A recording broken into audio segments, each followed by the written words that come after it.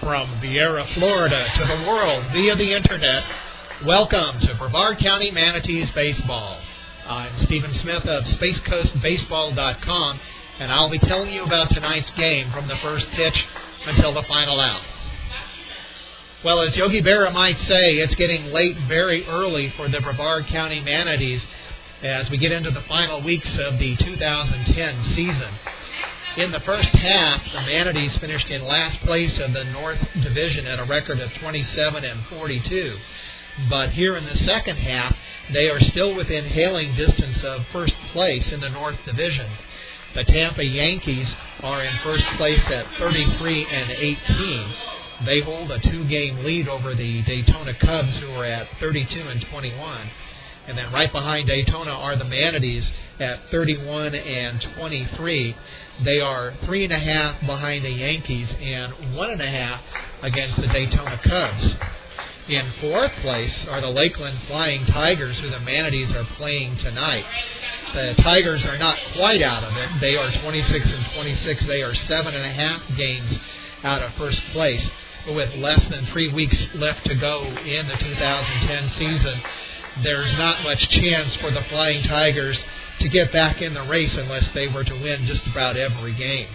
We'll give you a little bit more of a breakdown on how the second half title race is going in just a minute. Meanwhile, I'm going to give you the starting lineups in a minute or two, so if you want to get a pencil and a piece of paper, I'll get you that information in just a moment. Now let's get back to the second half title race here in the North Division. This is the way that it breaks down right now. The Manatees have one game left against the Flying Tigers, which is tonight. And then the next week will be very critical for the Manatees to determine whether or not they're going to have a decent chance at winning the second half title. Their fate is in their own hands because the next 6 games are against the other 2 teams that they are chasing. Tomorrow night, the Manatees will be up the road 75 miles in Daytona to play the Daytona Cubs. Then Sunday, they are back here at 1:05 p.m. to play the Daytona Cubs, and then Monday night back in Daytona to play the Cubs. So that's 3 games against Daytona, who they trail by 1.5 games. After that, on Tuesday night, on the 24th, they're here in Space Coast Stadium for 3 games against the Tampa Yankees. The Manatees have only 3 games left on the schedule against the Daytona Cubs, but they have 6 games left against the Tampa Yankees. After the 3-game series next week, Tuesday, Wednesday, and Thursday against the Tampa Yankees, the Manatees will be home against the Clearwater Threshers for 3 on Friday, Saturday, and Sunday. They'll be off on Monday, August 30th, and they go on the road for 3 at Tampa, August 31st, September 1 and 2. And then they finish the regular season September 3, 4, and 5 against Clearwater.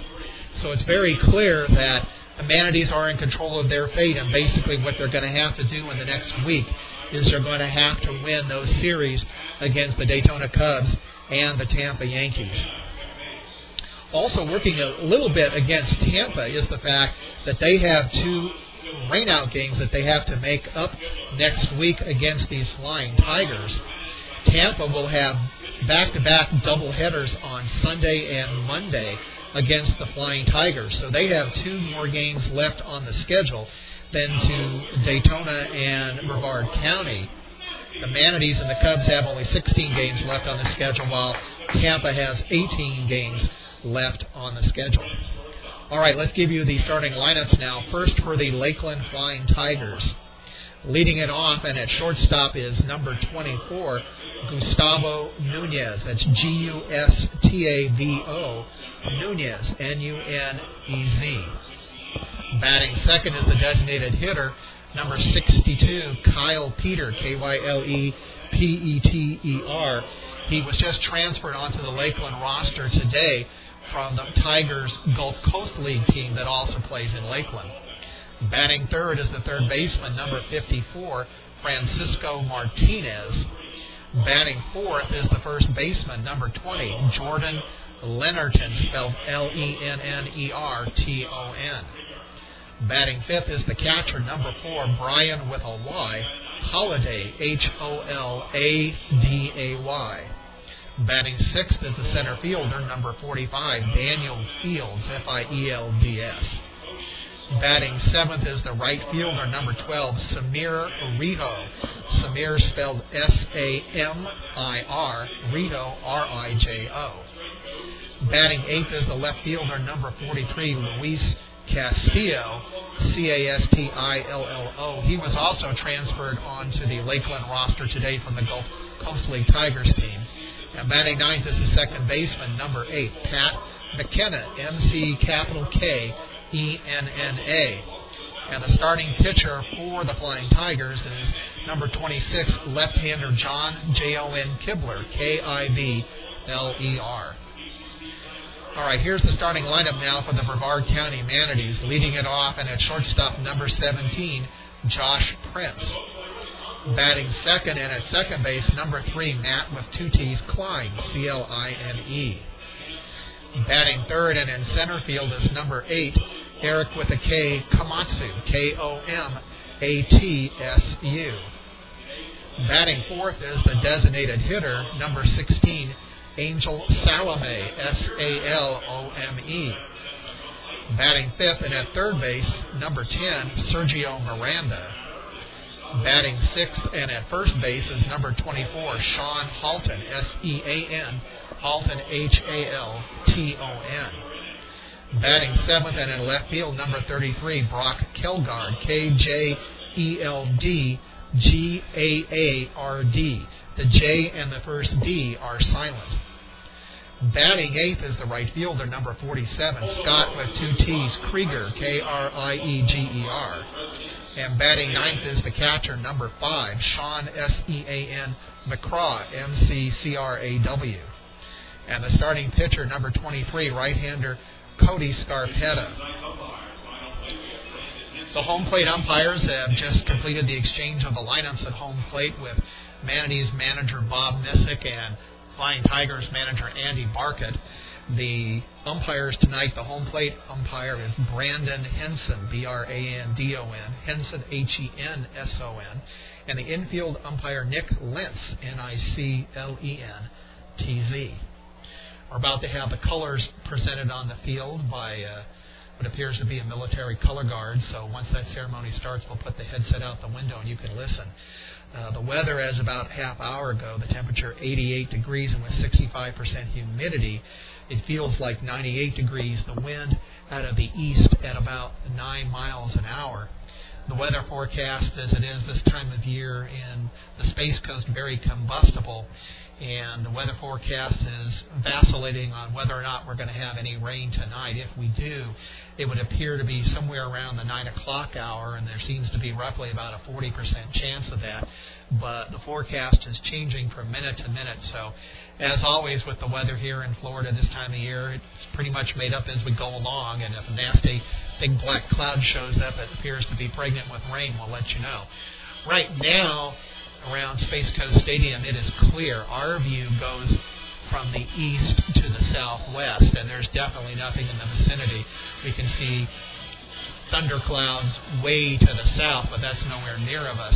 To the north, there's also a rather intense thunderstorm north of Titusville, but that doesn't look like that's going to make its way down here.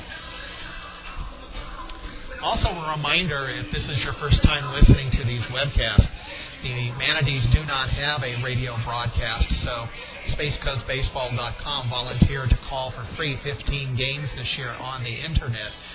So if you appreciate what you hear and you want to support what it is we've been trying to do, please consider making a voluntary one-time donation or signing up for a $5 a month voluntary subscription through our website at www.spacecoastbaseball.com, and you'll see a link there at the top of the homepage where you can go to donate.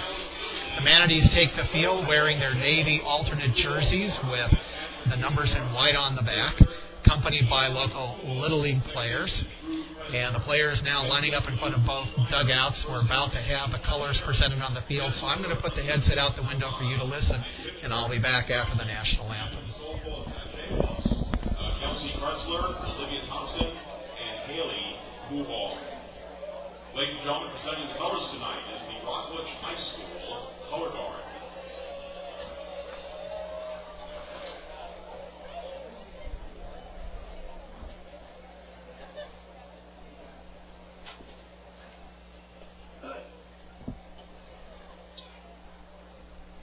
Ladies and gentlemen, in honor of America, will you please rise and remove your caps for the singing of tonight's national anthem. Our anthem tonight to be performed by Danielle Babcock. Oh, can you see by the dawn's early light what so proudly we hailed at the twilight's last gleam,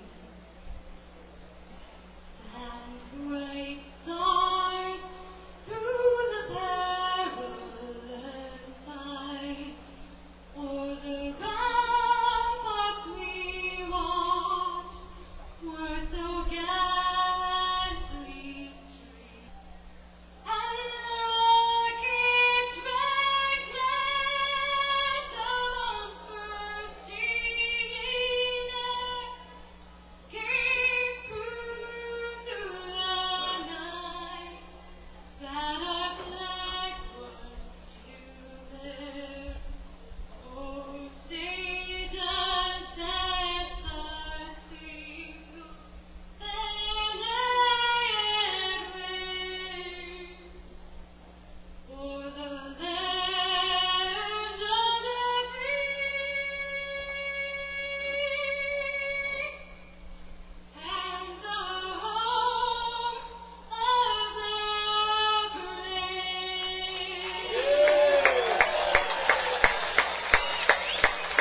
Danielle Babcock. Thank you, Danielle. Great job.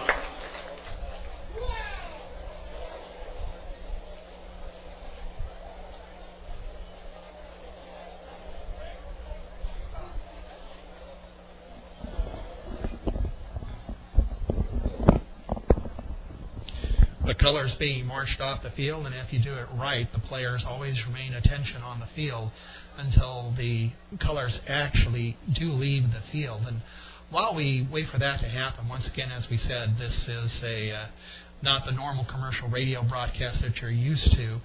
This is a volunteer effort by spacecoastbaseball.com. So the rules for these broadcasts are a little bit different. We don't have any ads that will play between innings. We don't have any products to push. So it's just a 9-inning conversation between you and me. The advantage of that is that between innings, if we're in the middle of a conversation and the inning ends, we can just keep on going. The disadvantage is that I don't get a break. So every once in a while I might have to put the headset out the window just to take care of business, and then I'll be back just as soon as I can. Hopefully we have some listeners from Lakeland on the west coast of Florida. The Flying Tigers do not have a radio contract either.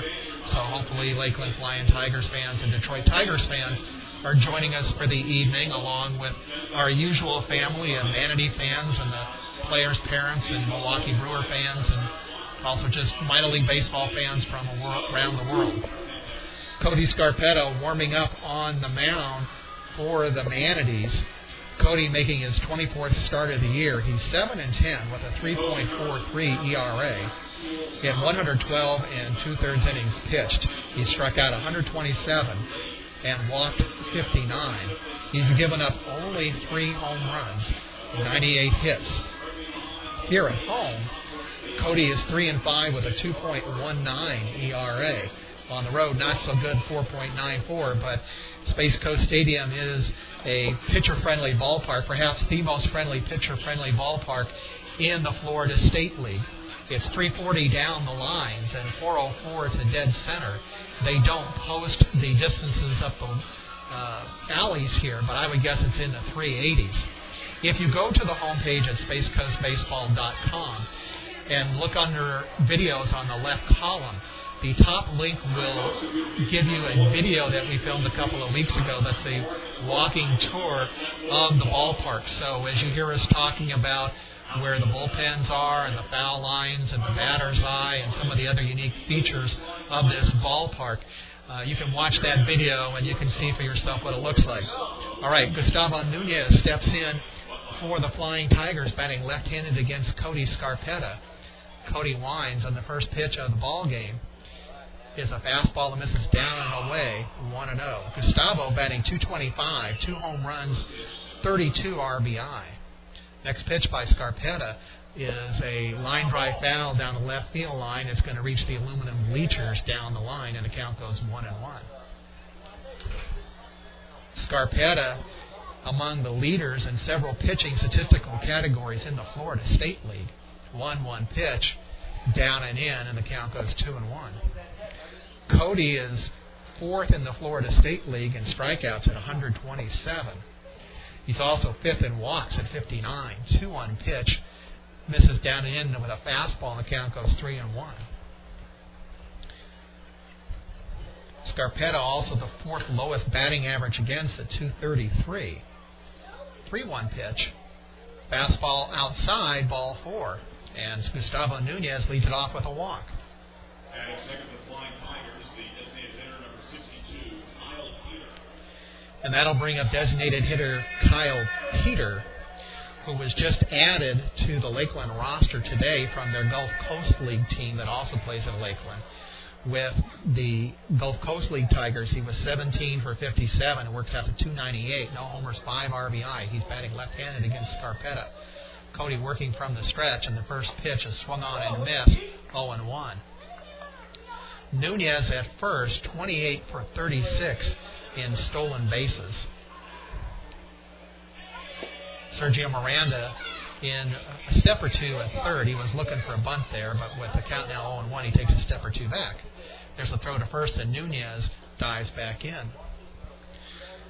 Brevard's defense, that's Sean Halton holding on Nunez at first, Matt Klein at second, Josh Prince at short, and Sergio Miranda at third. The 0-1 pitch is a fastball high and away, and the count goes 1-1. In the outfield, the usual suspects, it's Brock Helgard in left, Eric Komatsu in center, and Scott Krieger in right. Sean McCraw behind the plate for Cody Scarpetta. Cody has his back pivot foot on the first base side of the rubber. And a 1-1 pitch, swung on a miss on a fastball, and the count goes 1-2. Well, either Cody is being very consistent or the radar gun is stuck on 92, because that's all it's shown so far. The radar gun is mounted on a pole behind home plate, but the display is on the scoreboard in left center field. There goes Nunez. The next pitch is a fastball outside, throw down by McCraw, tagged by Prince, not in time. The ball rolls away from Prince, but no danger of Nunez advancing. So it's stolen base number 29 for Gustavo Nunez. We saw Nunez here in the Florida State All-Star game last June 12th. Quite probably the best defensive shortstop in the league, but obviously the .225 batting average coming into the game doesn't have a very good stick. 2-2 pitch, swung on a miss on a fastball, strike 3, and that registered at 93. And third, the third baseman, number 54, Francisco Martinez. So with one down, that'll bring up the third baseman, Francisco Martinez, batting .287, 3 homers, 25 RBI. He bats right-handed.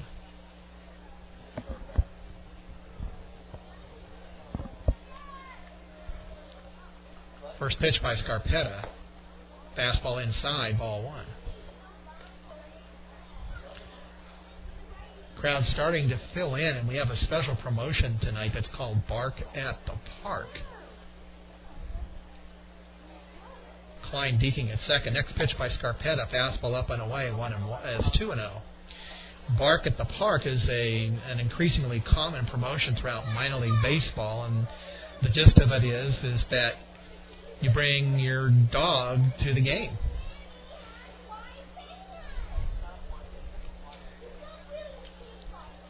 2-0 pitch. Fastball away, and the count goes 3-0. Well, so far it's all fastballs from Cody Scarpetta. According to the radar, he's in that 92-93 range. Even though Martinez is a right-handed batter, Eric Komatsu is a couple of steps towards right center field. The corner outfielder's pretty much straight away. 3-0 pitch, fastball down the middle, strike one. Space Coast Stadium has a berm that runs from the left field foul pole out towards left center field, and I can see a few dogs out there. And I'm referring to the canines. Don't get smart with me.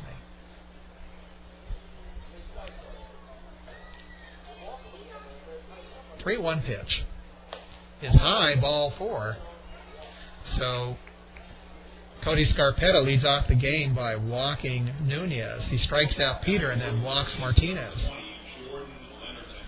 So with runners at first and second and one out, that'll bring up the cleanup hitter Jordan Leonardton, who's batting .307, 7 home runs, 28 RBI.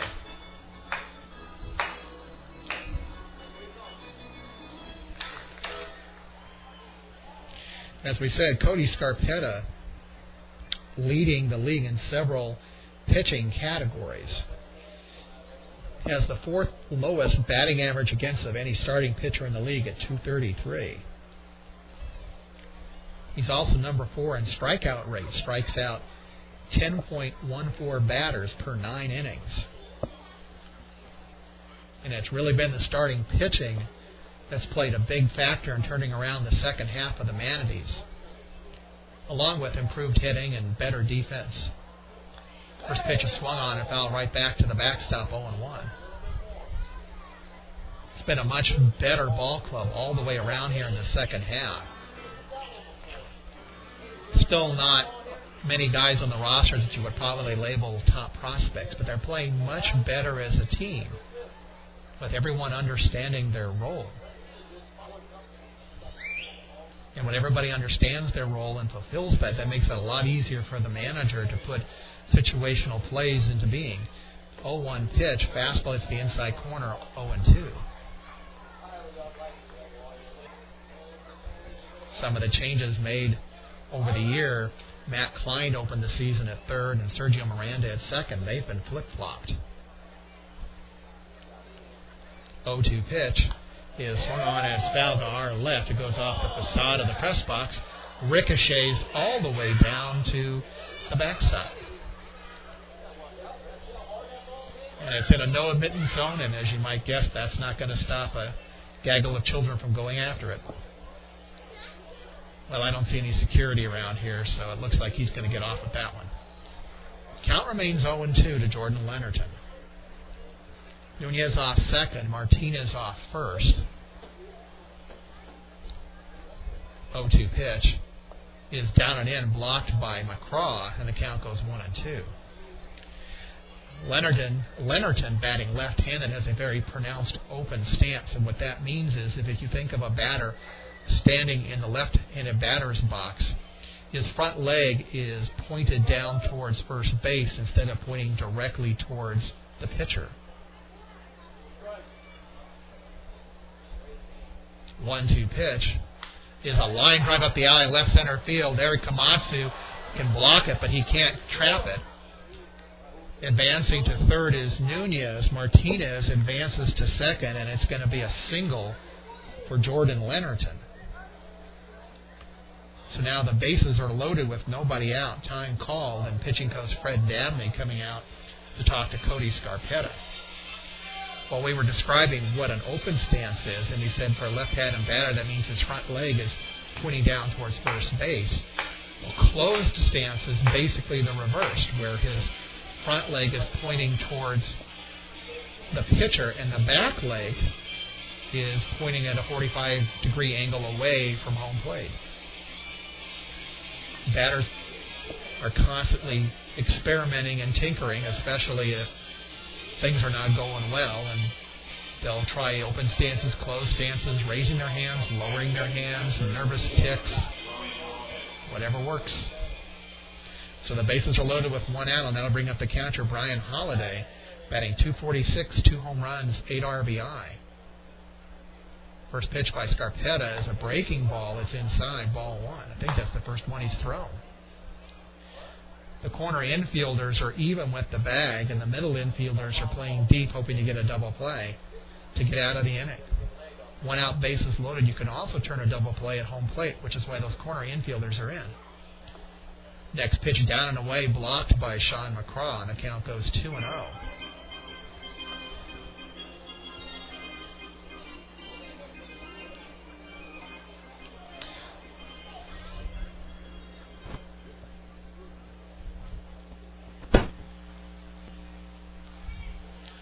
Pitch. Fastball. Strike one. If the Manatees are concerned about Scarpetta and have somebody warming up in the bullpen, we cannot see him. The bullpen down the right field line is hidden from view. And if you watch that video on SpaceCoastBaseball.com, I told you about the top link under videos. We actually take you in that bullpen. 2-1 pitch is a pop fly just beyond second base. Going out for it is Matt Klein for the second out. Well, that's a big out that'll help Scarpetta get out of this inning.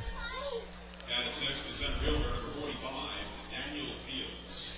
And that'll bring up center fielder Daniel Fields, who's batting .238, 6 home runs, 41 RBI.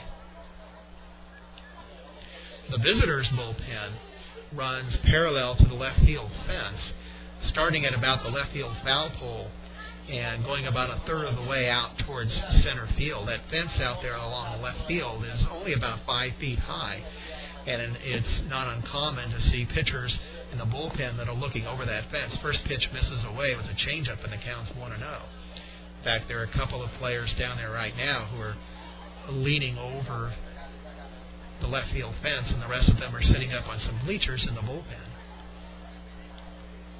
1-0 pitch is going to be a line drive to center field, and it's going to fall in front of Eric Komatsu for a hit. 1 run scores. Here comes a throw to the plate, not in time to score Martinez. Stopping at second is Leonardton on the base hit by Daniel Fields, and the Flying Tigers take a 2-0 lead.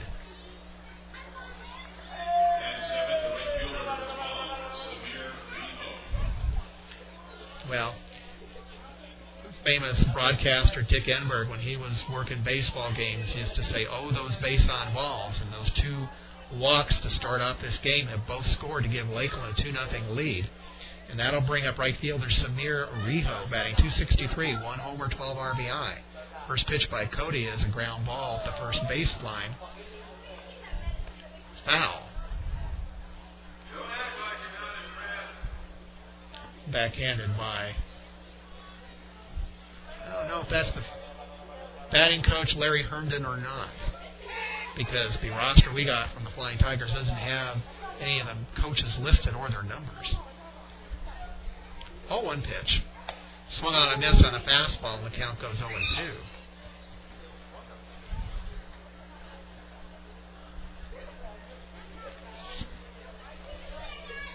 On deck, Luis Castillo. Leonardton off second. Fields off first, and the 0-2 pitch is way inside and almost hit Rijo, and it's blocked by McCraw, and the count goes 1-2. Well, it's a somewhat humid night, but I don't think that has anything to do with Scarpetta's wildness.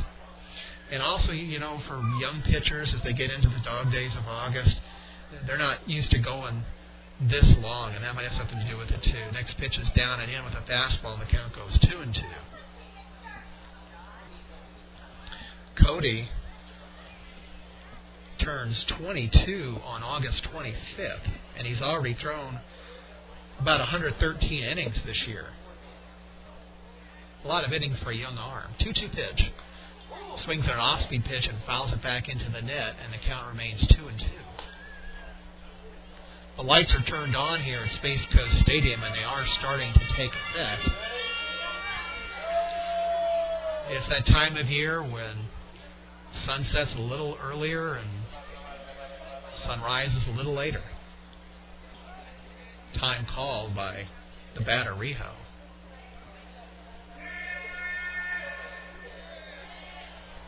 Outfielders playing just a tad shallow for Rijo, who has only 1 dinger this year. Batting left-handed. 2-2 pitch is a little fly ball down the left field line. Sergio Miranda into foul territory, and one hands it for the final out.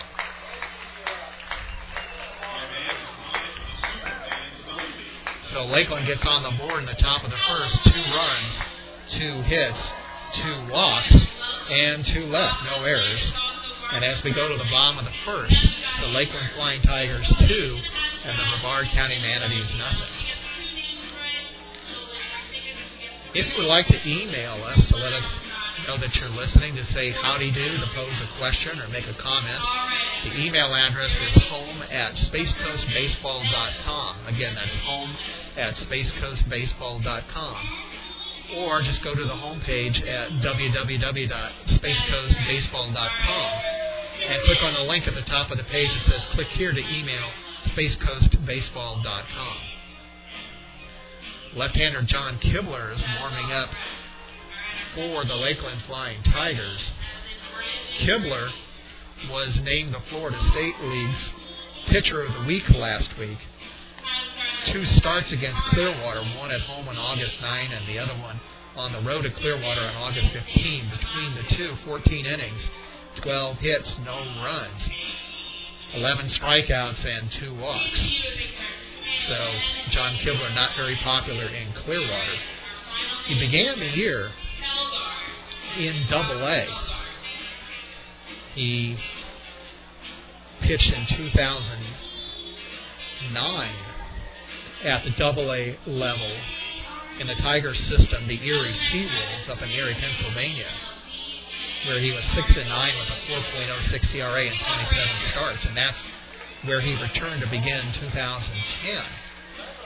He had 13 starts this year for Erie and was 4-5 with a 5.65 ERA, 71 2/3 innings, 36 strikeouts, 25 walks. And it was after his June 12th start that they sent him down to Lakeland. And he had actually never pitched at this level before. Looking back over his career, he was selected by the Tigers in the 30th round of the June 2007 draft. Went to rookie ball, and then in 2008, his first full year, he was in the Midwest League playing for the West Michigan Whitecaps.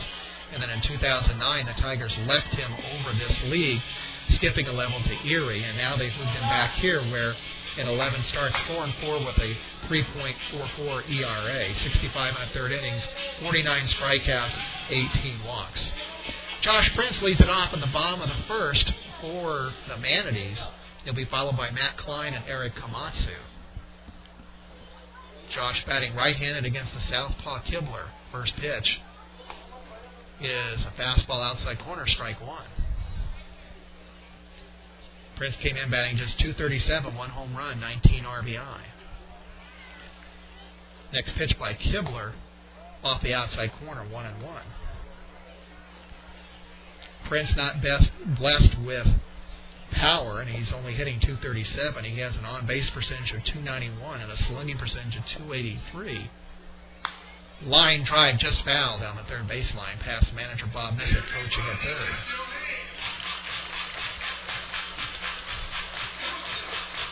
Josh's skill is stealing bases. He has 41 stolen bases, which is second in the league.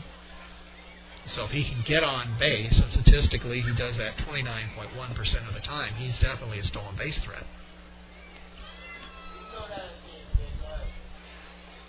1-2 pitch by Kibler. Changeup swung on a miss, strike 3. Big rainbow of a changeup. That wasn't a curve. That was definitely a changeup. So Prince goes down swinging, and that'll bring up second baseman Matt Klein, who's batting .286 with no homers, 34 RBI. Matt has a .392 on-base percentage. That's the second best in the league.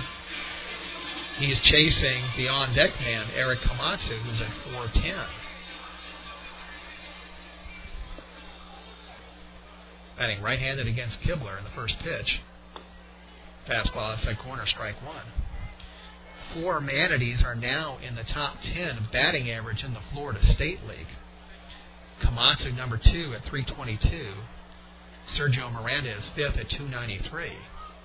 Next pitch by Kibler is a line drive the opposite way down the right field line. Fair ball. It's going to go into the corner. Around first, heading to second is Klein. The ball bounces into the Manatees bullpen. So it's going to be a ground rule double for Matt Klein.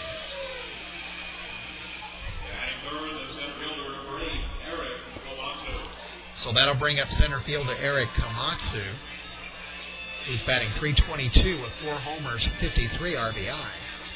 And as I was saying, the Manatees have 4 players in the top 10 in the league in batting average. Komatsu, number 1 at .322.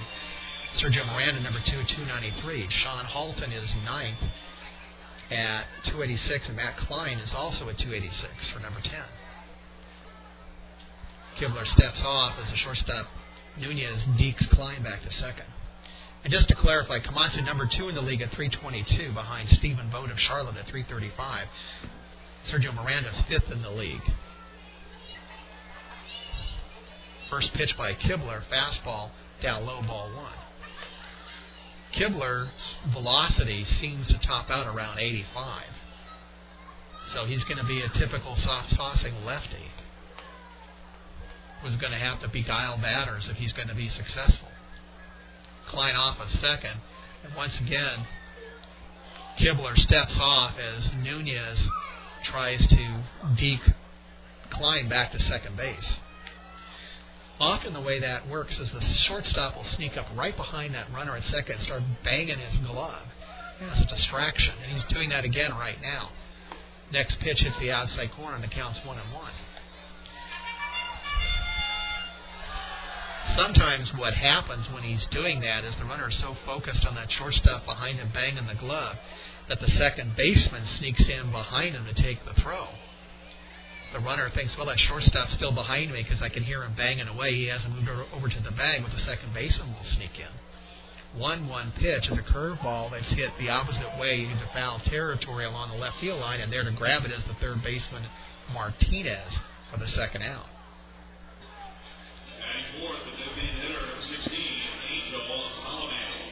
So with 2 down, that'll bring up the designated hitter, Angel Salome. He's batting .268 with 3 home runs, 25 RBI.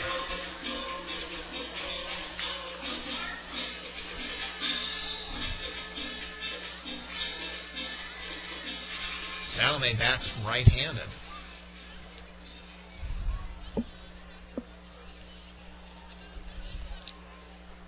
First pitch by Kibler. Curveball that comes across the plate for strike 1. There's only one switch hitter in the lineup, and that's Sergio Miranda. Komatsu bats left-handed, and he's the only left-handed batter in the lineup for Brevard. 0-1 pitch. Another curveball down and in, blocked by the catcher Holiday, and the count goes 1-1. Shortstop Nunez back at his position now, not harassing Matt Klein at all. Matt actually standing just off the bag, has his helmet off, wiping his brow, covered with perspiration from another humid night here in the Space Coast. 1-1 pitch. Fastball taken to miss, 1-2. Manager Bob Messick coaching at third, and hitting coach Dwayne Hosey over at first. Hosey very much the chatty Cathy, very popular and laughing right now at something or another. Hands on his knees. Curveball is bounced up the middle. Nunez has it to the left of the bag, goes on to first for the final out. So the Manatees, no runs, 1 hit. That was the double by Matt Klein. No errors and 1 left. And after 1 inning, it's Lakeland 2 and the Manatees nothing. Once again, if you want to send me an email, the email address is home@spacecoastbaseball.com. That's home@spacecoastbaseball.com. As I said earlier, the Flying Tigers do not have a webcast. But tonight we actually have 2 Manatees broadcasts. There's, of course, this one on spacecoastbaseball.com. And a local sports talk show called the Friday Night Locker Room is broadcasting as well. They are on WIXC 1060 AM, broadcasting out of Titusville. If you're here locally in the Space Coast, you can listen to them again, WIXC 1060 AM. Or they're also webcasting live through their website, which is gofnlr.com. That's go, and then FNLR as Friday Night Locker Room.com. So if you want to hear another perspective, you can always try 1060 AM WIXC or gofnlr.com. Or you can stay here with your best friend. These games, as always, are archived on SpaceCoastBaseball.com. So if you want to listen to some of the earlier webcasts, you can go to the homepage, click on Multimedia on the menu bar, select Audios, and you'll see all the games that we've called earlier this year. And there's only one game left that we have on the schedule, and that's next Wednesday, August 25, starting at 6:50 p.m. Eastern Time, here against the Tampa Yankees, part of that critical 3-game series. We might add an additional game if it's critical as we go down the stretch in the pennant race, and then, of course, we'll have to see about the postseason. Top of the second, Flying Tigers trying to add a 2-0 lead.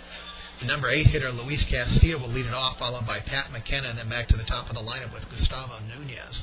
First pitch by Cody Scarpetta. Fastball hits the outside corner, strike one. Castillo, another one of the Tigers who joined the roster today from the Gulf Coast League affiliate. Next pitch is a grounder down to Josh Prince at short, who takes his time and goes on to first for the out. Castillo with the Rookie League Tigers, 323, was 21 for 65, no home run, 6 RBI. So that'll bring up the number 9 hitter, the second baseman, Pat McKenna, who's batting .263, 1 home run, 3 RBI. I have an email from Mark Walensky's parents letting us know that they listen in from Las Vegas, Nevada. Hello there in Sin City. First pitch is a fastball up and in, ball one. I'm wondering if you ever get out there to Cashman Field to watch the Las Vegas 51s. Next pitch swung on a miss at a fastball, and the count's 1-1. Remember, during the Florida State League All-Star Game, we had a number of people listening from Las Vegas. 1-1 pitch. Swung on and missed another fastball, and the count's 1-2. I don't think anybody was in Vegas placing bets on the Florida State League All-Star Game. I think they either just lived there or they were there for personal reasons or whatever it was. Next pitch swung on and missed at a fastball, strike 3. And that's the second strikeout for Cody Scarpetta.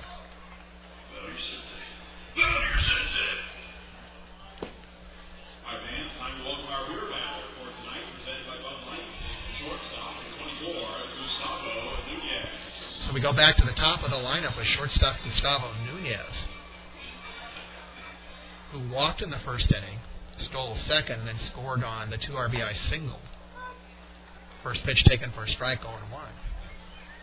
Baseball America, in their annual prospect handbook that came out in the spring, 0-1 pitch is a grounder down to short, which will be taken on one big hop by Josh Prince. Throws a fastball to first, pulls Halton off the bag, and Nunez is going to be safe on the throwing error by Josh Prince. Well, Nunez has a lot of speed, and Josh just decided to wind up and throw it as hard as he could to first. And the result was that Halton had to leap high in the air to his left to bring down the ball, pulled him off the bag, and Nunez is on with a 2-out error by Josh Prince. So that brings up the designated hitter, Kyle Peter, who struck out in the first. Nunez stole his 29th base in the first inning. First pitch taken low, ball one. I was about to say about Gustavo Nunez. Baseball America publishes its annual prospect handbook in the spring of 2010, and they listed Nunez as number 7 in the Tigers system. Fastball up and away, 2-0. They described Nunez as the Tigers' best infield prospect, with the low negative, a July suspension for what the Tigers deemed conduct detrimental to the organization. 2-0 pitch. Fastball hits the outside corner, 2-1. It says that Nunez is a very good defender with smooth actions, fluid footwork, and one of the best arms in the system. He has good bat control, grinds out at-bats, and finds a way to get on base and scores runs. 2-1 pitch swung on and missed on a fastball, and the count's 2-2. He led Detroit farmhands with 48 steals last year. Despite the suspension, the Tigers regard him as a hard worker with great makeup. We'll talk more about him perhaps on his next at-bat. 2-2 pitch. Swung on a miss on a fastball, strike 3. Third strikeout for Scarpetta. No runs, no hits, an error, and 1 left. And as we go to the bottom of the second, it's the Flying Tigers 2 and the Manatees nothing.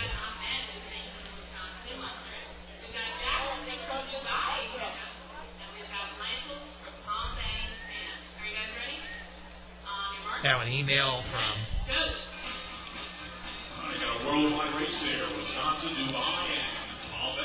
a Lakeland Flying Tigers fan. So hello to you, and thanks for all your help earlier today and helping pull this together. Wayne Hauser, I really appreciate everything he did to get me the information on Flying Tigers, so I'm sure you're gloating right now. Also have an email from Pete McIver telling me that John Kibler, the pitcher for Lakeland, was a high school teammate of Manatees right fielder Scott Krieger. He says John was a year ahead of Scott in high school, and they played together for 2 years. Well, Scott would be the 4th hitter in this inning if a Manatee can reach base. So we'll have to see what happens when Scott Krieger comes to bat against John Kibler. You gotta love how the internet has totally revolutionized professional baseball. It's done just so much.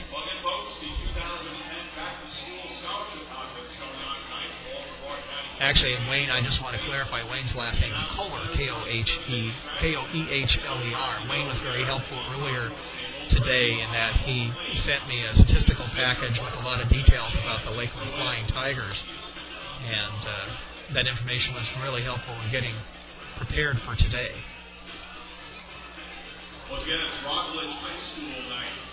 But as I was saying about the internet, and actually there's an example, because the Flying Tigers, as I said, they don't have a broadcast team, and out of nowhere, Wayne sent me an email this morning that was 17 pages just filled with information that he keeps about the Flying Tigers and I guess publishes on his blog. And I asked him how he found me. He says, well, he just went to the Manatees website and saw that the website mentioned this broadcast tonight. So the power of the internet.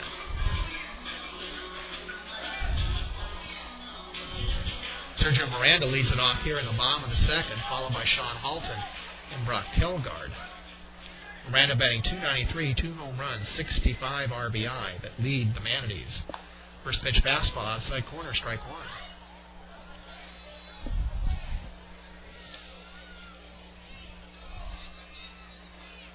Next pitch by Kibler is a line drive that's caught by the leaping third baseman, Francisco Martinez. It wasn't hit all that hard. It wasn't a screaming line drive, but it was headed for left field, and Martinez left high to keep it from being a base hit. So Sergio Miranda is denied, and that'll bring up first baseman Sean Halton. He's batting .286 with 9 home runs, 61 RBI.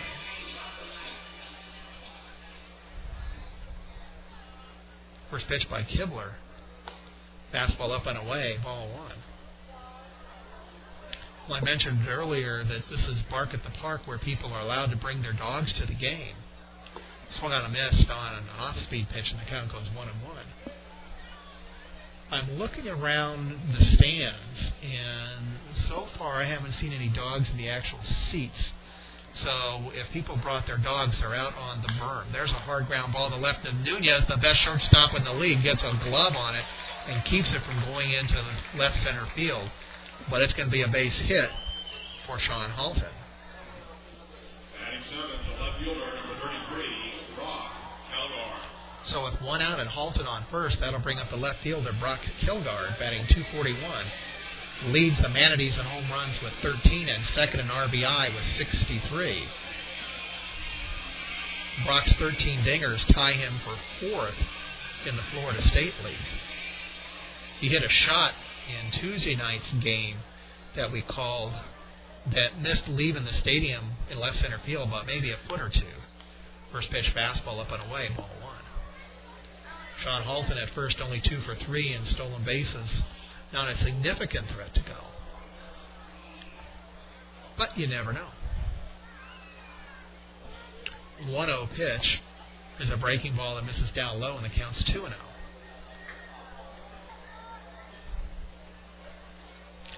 The Lakeland outfield playing a bit deep for Brock. 2-0 pitch. Fastball up and away and the count's 3-0. One way you can always tell if a right-handed batter is a power hitter is you can look down the third baseline and see where the third base coach is standing, and manager Bob Nissick is a good 20 feet beyond the far line of the coach's box. He wants more reaction time on a line drive foul. 3-0 pitch. Fastball up and away, ball 4. So Kelgar reaches on a walk, and Sean Halton advances to second. And here's the high school matchup that Pete McIver told us about. Scott Krieger facing his high school teammate, John Kibler. Krieger batting .244, 8 home runs, 26 RBI. The bases were empty. Maybe John Kibler would throw a little "Hi, how are you?" up in, but not going to fool around with runners on first and second, nobody out. First pitch swung on a miss on a fastball, 0-1.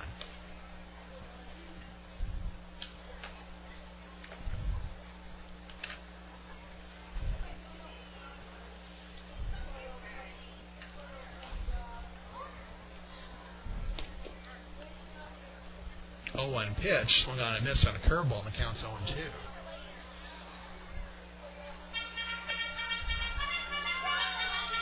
Kibler, out of Michigan State, selected in the 30th round of the 2007 draft by the Tigers.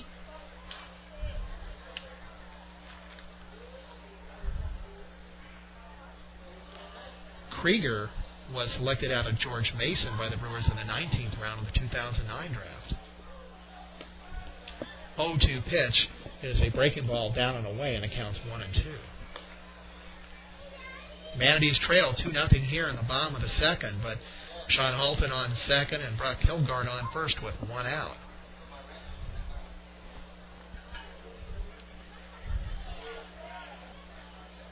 One-two pitch is taken low, and the count goes 2-2. Kibler looked like maybe he stumbled just a little bit. Maybe he caught his back toe as he was delivering. He didn't throw the pitch wild.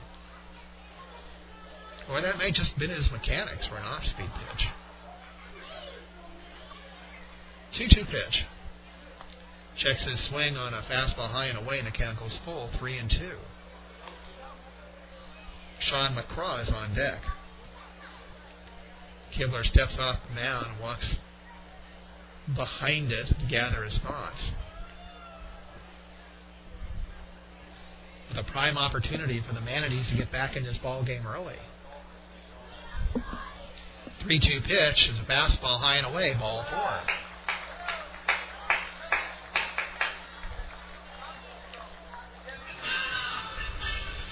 So Sean Halton advances to third. Brock Hilgard is now at second, and Scott Krieger on first.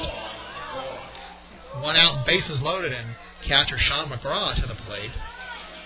Batting .260 with no home runs, 7 RBI. I said earlier there was only one left-handed hitter in the lineup, and I lied. Sean McCraw also bats from the left side, and then there's the switch-hitting Sergio Miranda. Infield playing deep, hoping to get 2 and get out of the inning. First pitch by Kibler is fastball taken down and in, ball 1. That one clocked at 87. That would be the highest velocity that I've seen so far for Kibler. 1-0 pitch, swung on it. It's a little bouncer right in front of the mound, but it's foul. Home plate umpire Brandon Henson quickly declared that ball bounced off of McCraw's foot and that it was foul. Sean McCraw in the lineup for the 24th time since he arrived a couple of months ago. They still don't have a headshot for him on the scoreboard. Ever since he's got here, they put up a headshot from the 1980s of actor Tom Selleck. I don't know why. 1-1 pitch. Checks the swing on a breaking ball down and away, blocked nicely by Holiday, and the count goes, is it called a strike? Apparently. Count goes 1-2, according to the scoreboard. Halted on third, Kelgard on second, Krieger on first, 1 out.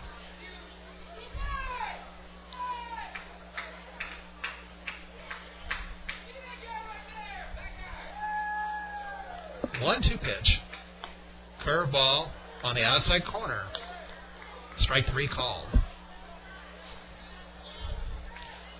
So we'll go back to the top of the lineup to Josh Prince, who struck out to lead off the bottom of the first. Back at the top of the batting order for the Manatees, the shortstop, number 17, Josh Prince.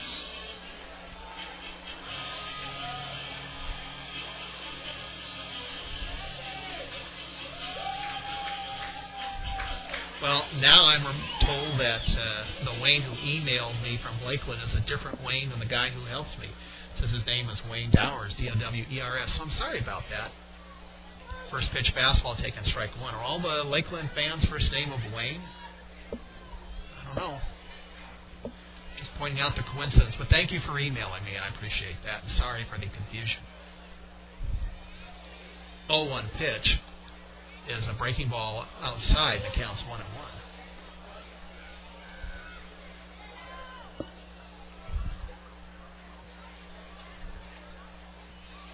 Kibler still working from the stretch.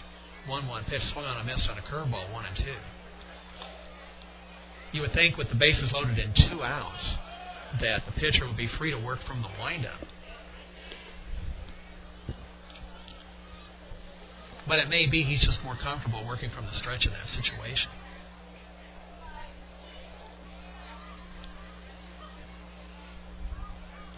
One-two pitch. Curveball swung on a miss, strike 3. Josh angrily throws his bat back towards the Manatees dugout. So Josh strikes out, swinging for the second time. Leaves the bases loaded, no runs, 1 hit, 2 walks. No errors, and like we said, bases left loaded. And after 2, the Flying Tigers 2 and the Manatees nothing.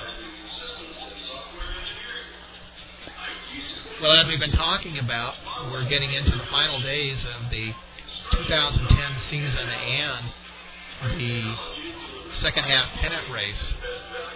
Let's take a look at what's going on elsewhere in the league. The Manatees in third place, 3.5 games behind first place Tampa. The Yankees at home hosting the Clearwater Threshers, the Philadelphia Phillies affiliate, and Clearwater is leading after 2 by a score of 2-0. The Dunedin Blue Jays are hosting the Daytona Cubs, who are 2 games behind the Yankees and a game and a half in front of the Manatees. And in the top of the third, the Daytona Cubs lead the Blue Jays by a score of 1-0. Dunedin won the first half title, so whoever wins the second half will be facing Dunedin. Top of the third in St. Lucie, the Palm Beach Cardinals leading the St. Lucie Mets by a score of 1-0.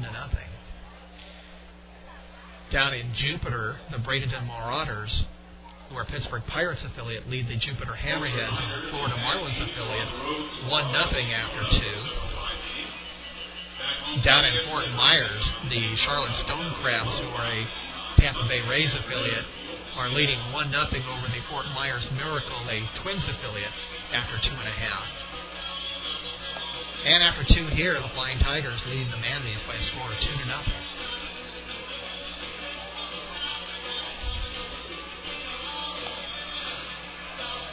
Well, I was mentioning earlier how the internet has so fundamentally changed the way you do broadcast, and this webcast really is an example, because once upon a time, you'd had to have, of course, a microphone and a soundboard and a mixer, and you had to call on a phone line back to a radio station that would get that signal out and broadcast it locally. Top of the third, Francisco Martinez leading it off, and the first pitch by Cody Scarpetta is a fastball inside, ball one. Next pitch by Cody. Fastball, it's a line drive foul on the first base side, bounces off the front of the metal overhang and back down in the seats where it becomes a souvenir. But now, thanks to the internet, you've got one guy, me, on an old laptop. Fastball is up high, and the count's 1-1. 2-1, excuse me. And the laptop's plugged into the local area network here and is logged into Minor League Baseball, or Major League Baseball's advanced media. There's fastball, the outside corner, 2-2. Major League Baseball Advanced Media, MLB AM, or BAM as it's known in the business, takes this stream and puts it back out on their website for everybody to hear on planet Earth. There's a swing, and it's a soft line drive the opposite way to the second baseman, Matt Klein, for the out. The first baseman, number 20, Jordan Leonardson. So with one out, that'll bring up the first baseman, Jordan Leonardson.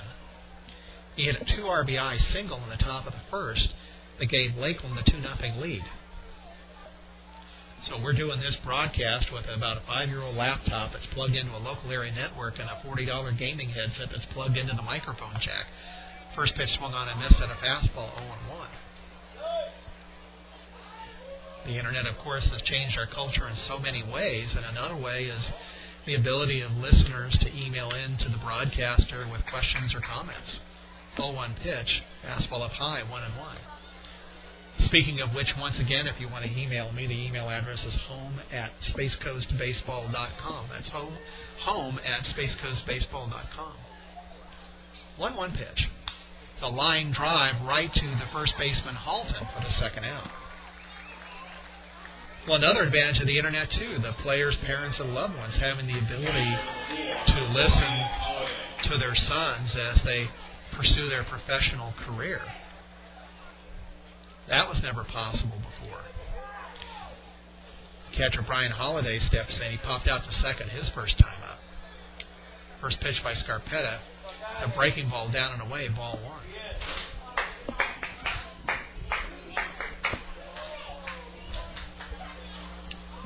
Next pitch by Cody is popped straight up the chute. It's drifting out in a short right center field. Matt Klein out there and calls for the final out. So 2 line drives and a pop fly, and Cody Scarpetta retires the Flying Tigers in order in the top of the third. And as we go to the bottom of the third, the Flying Tigers still lead the Manatees 2-0. Well, again, on the theme of the internet revolutionizing minor league baseball, those of you who've listened before know that I run another website, FutureAngels.com, that covers the Angels minor leagues. I moved here a little over a year ago from Southern California and covered the Angels minor leagues ever since 1998 and still do. And that was one of the first fan websites out there, and we're always applying technology as it advanced. And one of the things that we've done over there the last 2 years is putting video clips of the minor leaguers. 2 years in a row, I went out to the Angels minor league complex in Tempe, Arizona, that's a Phoenix suburb, and happened to videotape the first professional home runs of 2 players that just happened to be from Australia. Went back to the hotel, edited the video on the little modest laptop here, and uploaded it to my website. The next day, got emails from their parents saying, "Thank you very much for doing that. Otherwise, I never would have seen my son's first professional home run." I think one was Josh Davies, who was a shortstop for the Angels, and last I saw him, he had been converted into a pitcher by the San Diego Padres, still roaming around their minor league system. And the other one was a first baseman, Matt Ryan, who hit an inside-the-park home run of all things at the Oakland A's complex. And last I heard of him, he had been converted into a pitcher by the Minnesota Twins in their minor leagues. But in any case, the internet allowed their parents way down in Australia to see their first professional home runs on video. And that's just one of those cool things that you really can't put a price on, just to know that you were able to do that and preserve a memory for players' parents. Bottom of the third, Manatees trying to get back in the game. They trail 2-0. Matt Klein followed by Eric Komatsu and Angel Salome. Klein doubled with one out in the first, but was left at second.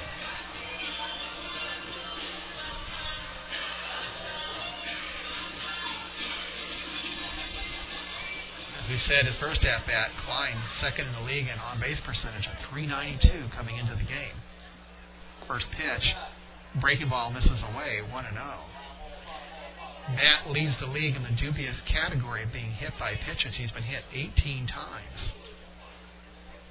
1-0 pitch is a fastball taken up, but it's called a strike, and the count's 1-1. When the Manatees faced the Charlotte Stonecrabs earlier this year, here at Space Coast Stadium in a game we called, Matt was batting against Nick Barnesi. 1-1 pitch is a line drive foul down the first base line that hits the top of the aluminum overhang, and the count goes 1-2. Nick Barnesi actually leads the league in hitting batters. And sure enough, Nick Barnesi hit Matt Klein, who leads the league in getting hit. Which just goes to show you that the statistical probability classes they try to teach you in high school math actually had an application. Next pitch is foul back into the net, and the count goes 1-2.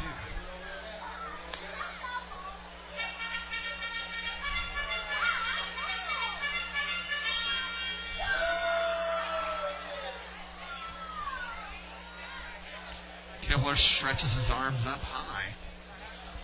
I'm sure he's getting nice and damp out there in the humidity. 1-2 pitch.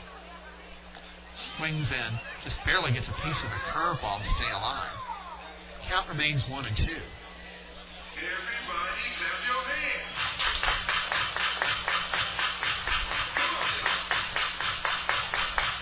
Check it out. Another advantage of the internet is that we can go on the internet and check the latest weather update. I go to www.weather.com. Fastball inside, the count goes 2-2. If you want to play along, you can go to www.weather.com, and where it says find weather, in that box type Viera, Florida, BIERA, FL.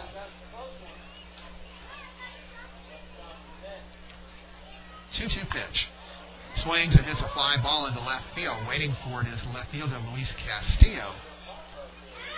And he has it for the second out. Center fielder, number 8, Eric Komatsu.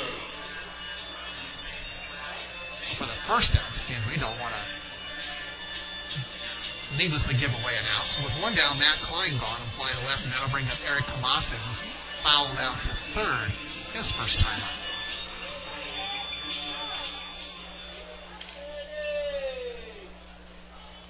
First pitch by Kibler, swung on and missed, and a fastball over one.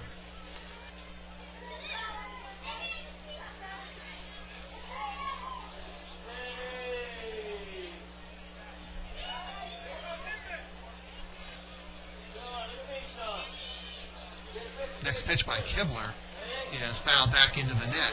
The count goes 0-2. Weather.com tells us that it's currently 85 with 73% humidity. It makes it feel like 94 degrees. The wind out of the south-southeast at 4 miles an hour, and looking at the flagpoles in left center field, looks like the wind has shifted just a little bit coming out of the northeast, but it does change because here on the Florida Peninsula, we have weather coming from 4 different directions. This pitch is a pop foul, drifting towards the Manatees on base circle, and over there to catch it is Brian Holliday. Wowee, gold star for Lakeland Flying Tigers catcher Brian Halliday. He was drifting over to the Manatees on deck circle on the first base side, and Angel Salome got out of the way, but Halliday slammed into the brick backstop, caught that ball leaning into the net to retire Eric Komatsu. So with 2 down, that'll bring up designated hitter Angel Salome, who grounded out to short his first time up. First pitch by Kibler is a curveball taken for strike 1. Well, the latest weather forecast is just saying a 10% chance of rain till at least 1 a.m. Next pitch is a curveball swung on and missed. The count goes 0-2.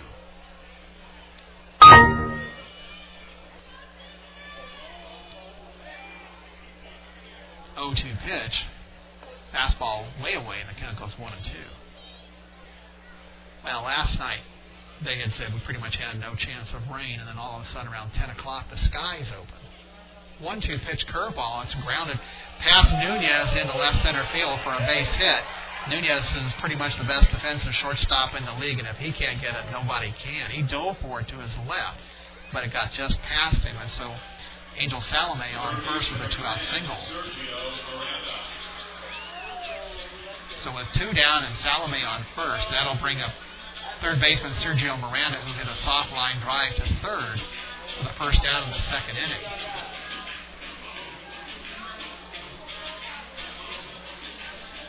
Salome at first has not even attempted a stolen base. Here's a line drive foul on the first base side that manages to make it past a lot of children and hit an empty plastic chair.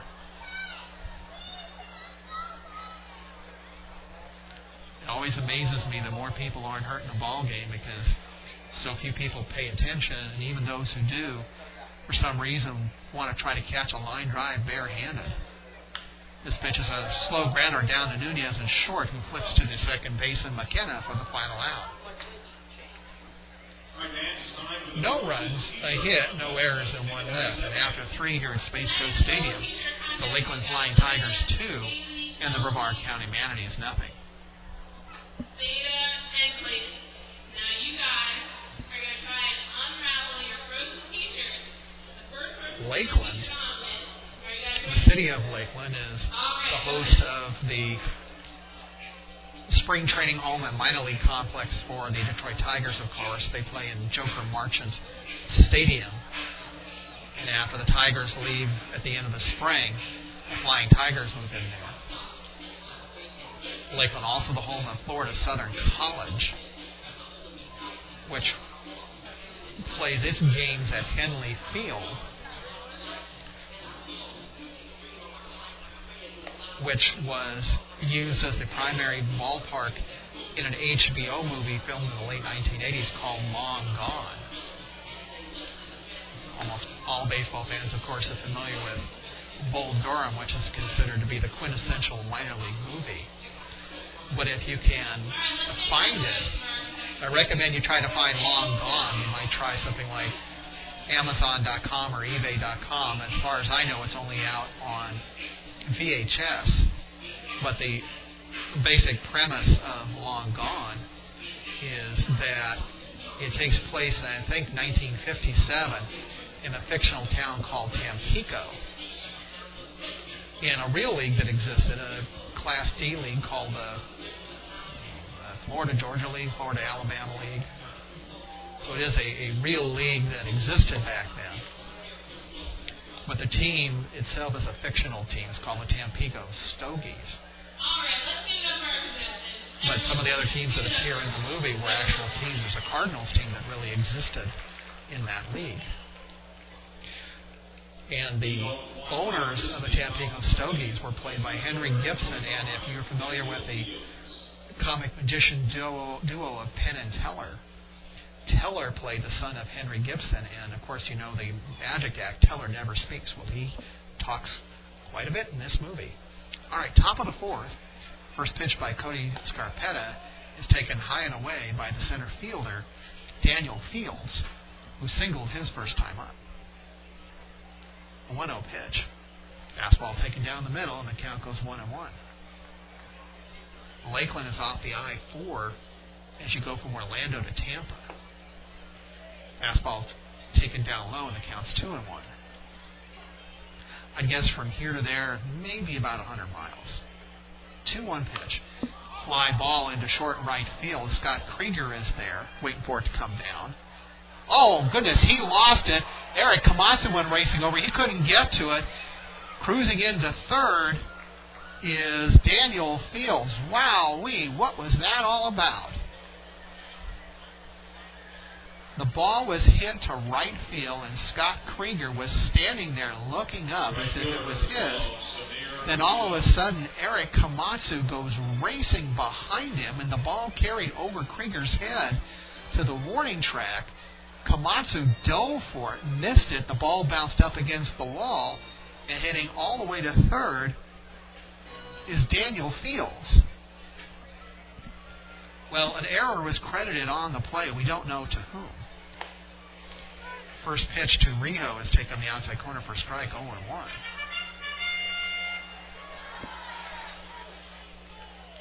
And it looks like it's a hit and an error that were credited on that play. Swings and misses at a fastball. McCown goes to 0-2. The scoreboard here is very rudimentary, and all it does is indicate hit or error. And so realistically, the only way we can find out what the call was on the play is to go to MILB.com, the minor league baseball website. 0-2 pitch, swings and misses at an off-speed pitch. Actually, you just got a piece of it, and the count remains 0-2. You go to MILB.com, click on scoreboard, and select the Florida State League. You'll see each of the box scores listed for the games, and underneath each one, you can choose between box and recap. Fastball misses way away, and the count's 1-2. The recap is basically a play-by-play. That gets updated at the end of every inning here via the internet, of course. And that's about the only way that we can get the actual rulings on these plays. Fastball down and in, the count goes 2-2. Because they do not make announcements in the press box here. There's no PA. It usually takes about 10 minutes or so to get the ruling. 2-2 pitch. Swings and misses at a fastball. Strike 3. That's the fourth strikeout for Scarpetta. And that'll bring up Luis Castillo, who grounded to short his first time up. Castillo promoted to the Lakeland roster earlier today from the Tigers Gulf Coast League team that plays at the Tigers minor league complex in Lakeland. First pitch is a pop fly into short left field. Brock Kelleher given some ground. He's got it.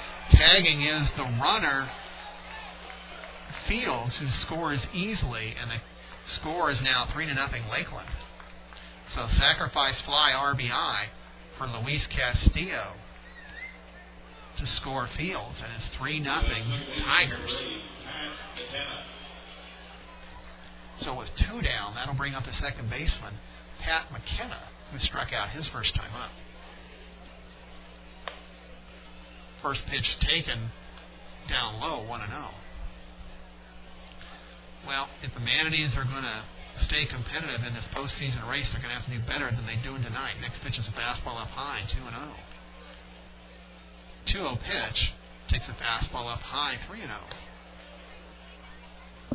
I have to wonder if Scott Krieger just lost the ball in the lights. This is a fastball taken down the middle, and the count goes 3-1.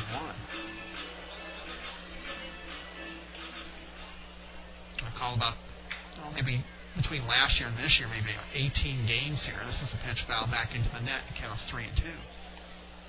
And I've yet to see anybody lose a ball in the lights. 3-2 pitch. It's taken low, ball 4.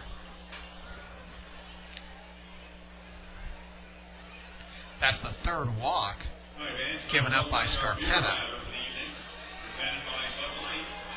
We'll go back to the top of the lineup, to the shortstop Gustavo Nunez, who's batting for the third time in 4 innings. Walked in the first, stole second, his 29th stolen base, and he scored on a single. And he reached in the second on an error charge to Josh Prince.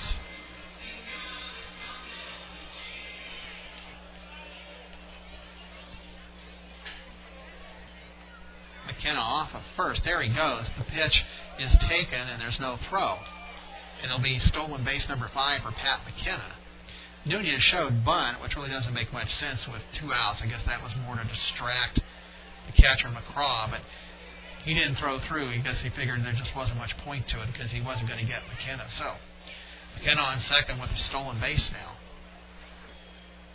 1-0 pitch to Nunez. Fastball inside, and the count goes 2-0. Well, it appears that the ruling on that missed fly ball in right field hit by Fields is that it's going to be a triple and no error. 2-0 pitch. Fastball off the outside corner, the count goes 3-0. Because the scoreboard shows only one error charged to the Manatees, and Josh committed that one in the second inning when Nunez was at the plate.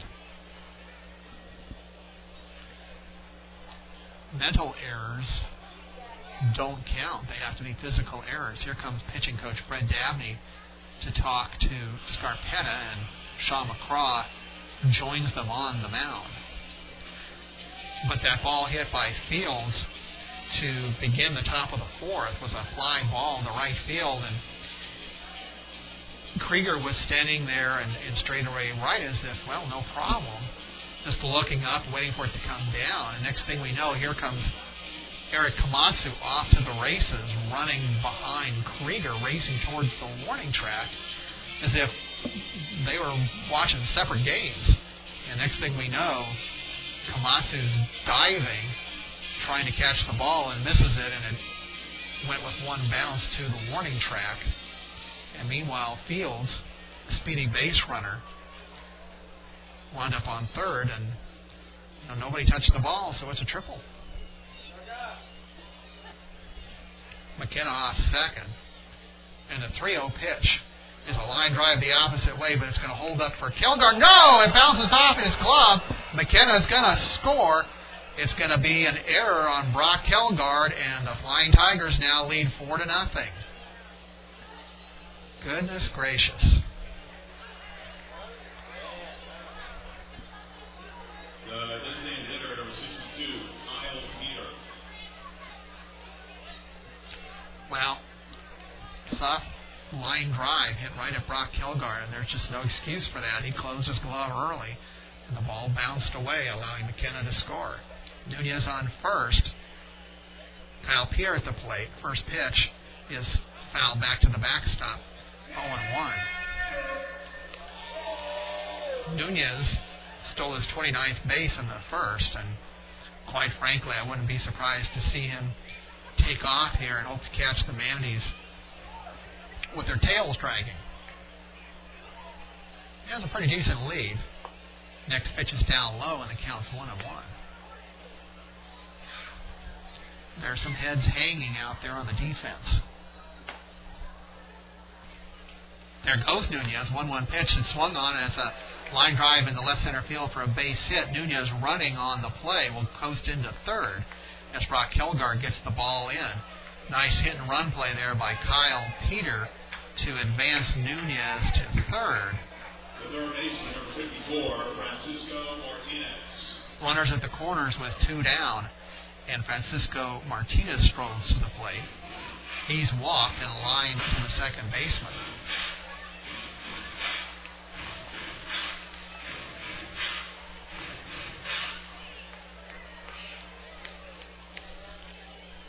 First pitch by Scarpetta is curveball away, ball one. Next pitch by Scarpetta is a high fly ball foul down the right field line, drifting towards the metal bleachers. And the chase is underway as all the children go after it. 1-1. Well, now there's a second error on the board, and that would be Kilgore. With a drop fly ball that would have been into the inning. 1-1 pitch. Fastball away, snap throw down to first, but Peter dives back in.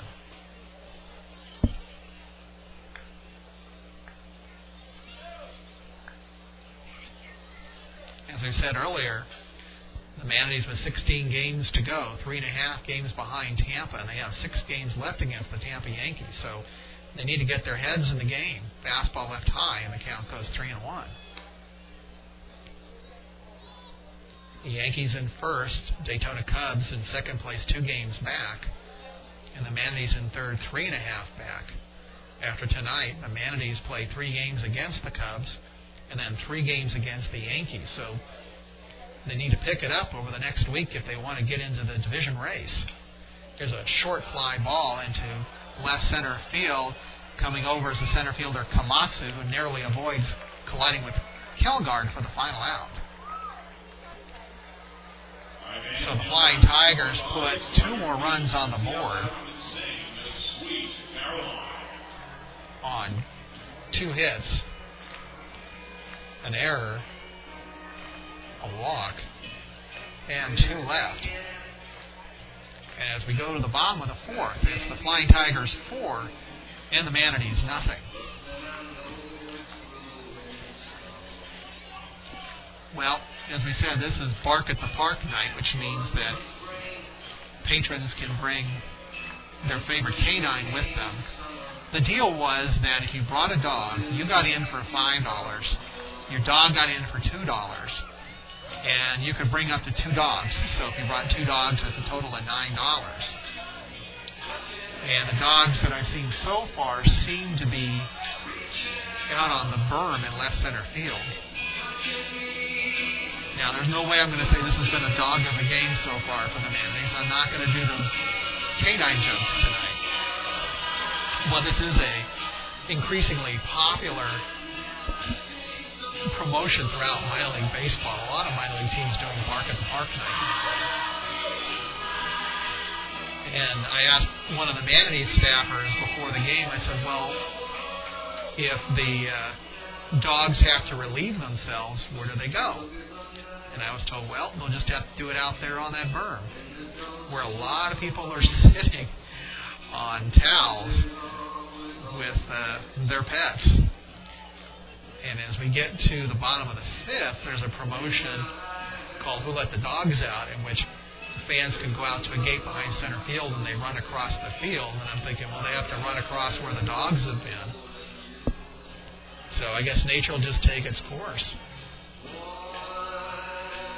I don't know where the dogs will get water. I don't see any water sources out there. But I guess the owners will figure all that out.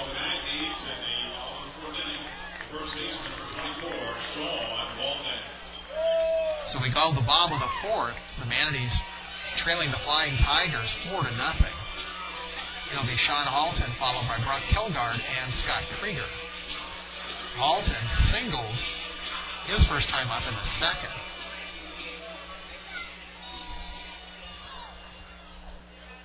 First pitch by John Kibler is a curveball that darts inside, ball 1.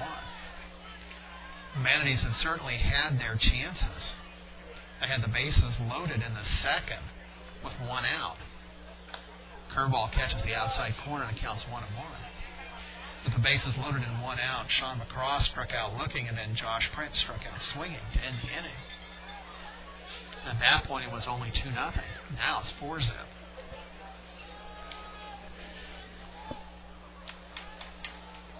Next pitch by Kibler is a curveball swung on and fouled over on the first base side, and it clears the overhang. Looking out that way towards the south and the southeast, we can see some thunderclouds that are putting on quite an impressive light show. But the wind is not blowing from that direction, so we should be safe. 1-2 pitch, fastball away, and it counts 2-2. Manny, the Manatee mascot, right in front of us on the concourse behind home plate, clapping his fins, trying to get the fans into it. There's a line drive into center field. It's going to fall for a base hit.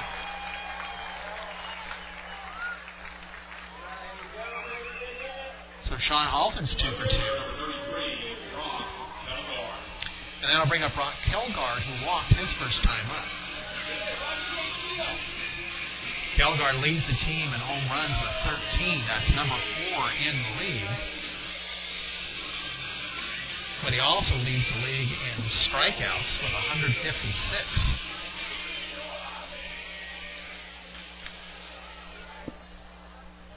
Halton off at first. First pitch by Kibler. Fastball away, 1-0. Well, if Kibler can hang a curveball or His fastball seems to be only about the mid-80s. If he puts that in the happy part of the strike zone, I think Brock will give it a ride. Fastball misses away, and the count's 2-0.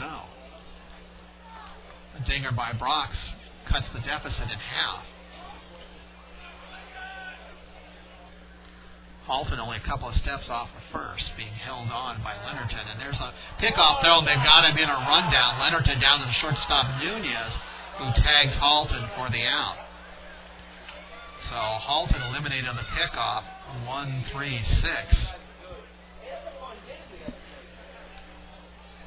And another mental mistake by the Manatees.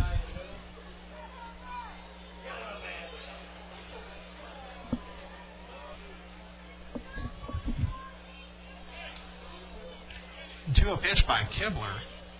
Fastball misses off the outside corner, and the count goes 3-0. Well, MILB.com has updated, and it is official that Daniel Fields was credited with a triple to lead off the top of the fourth. Next pitch is high, ball 4. So Brock Kilgard is on first with a 1-out walk.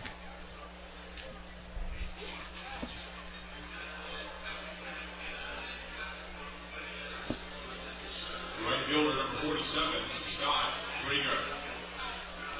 So for the second time tonight, that brings up Scott Krieger to face his high school teammate, John Kibler. Pickoff throw over to first, and Kilgard back standing. Brock, 3 for 5 in stolen bases. Really, there's no reason for Sean Halton to get picked off because he doesn't run, and he had a very modest lead. Fastball misses away, and the count is 1-0. There may have been a play on, there may have been some sort of a hit and run or something like that, and it may have been that Halton's instinct was to go. 1-0 pitch. Swings, he just gets a piece of it that rolls beneath the catcher, Holiday. The count goes 1-1.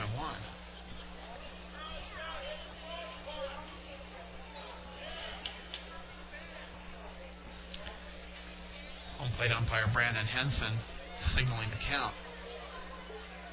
Pickoff throw to first, and this time Brock dives back in. I've had a couple inquiries about the home plate umpire Roberto Medina, who was injured here a couple of weeks ago on a foul tip back into the mask. 1-1 pitch, curveball that's outside, 2-1. What happened was the foul ball somehow got underneath his mask and hit him smack in the chin. And it basically looked like a heavyweight prize fight where you see one boxer hit the other one right smack dab on the chin, and he sat down. 2-1 pitch, fastball left away, and it counts 3-1. And then after about 10 minutes, it was decided to take him off the field. He was taken to the hospital where he was diagnosed with a concussion. And the league has decided that Medina is shut down for the year. There's another pickoff throw, and Brock walks back into first. So discretion being the better part of valor, Roberto Medina will take the rest of the season off.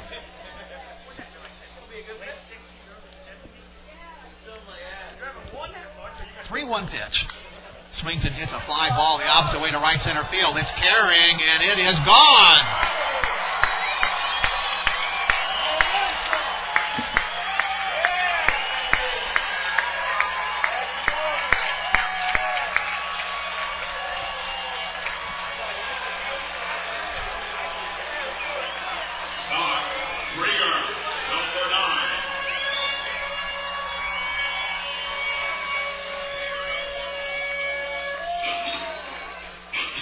Run of the year for Scott Krieger, and he hits it off his former high school teammate John Kibler.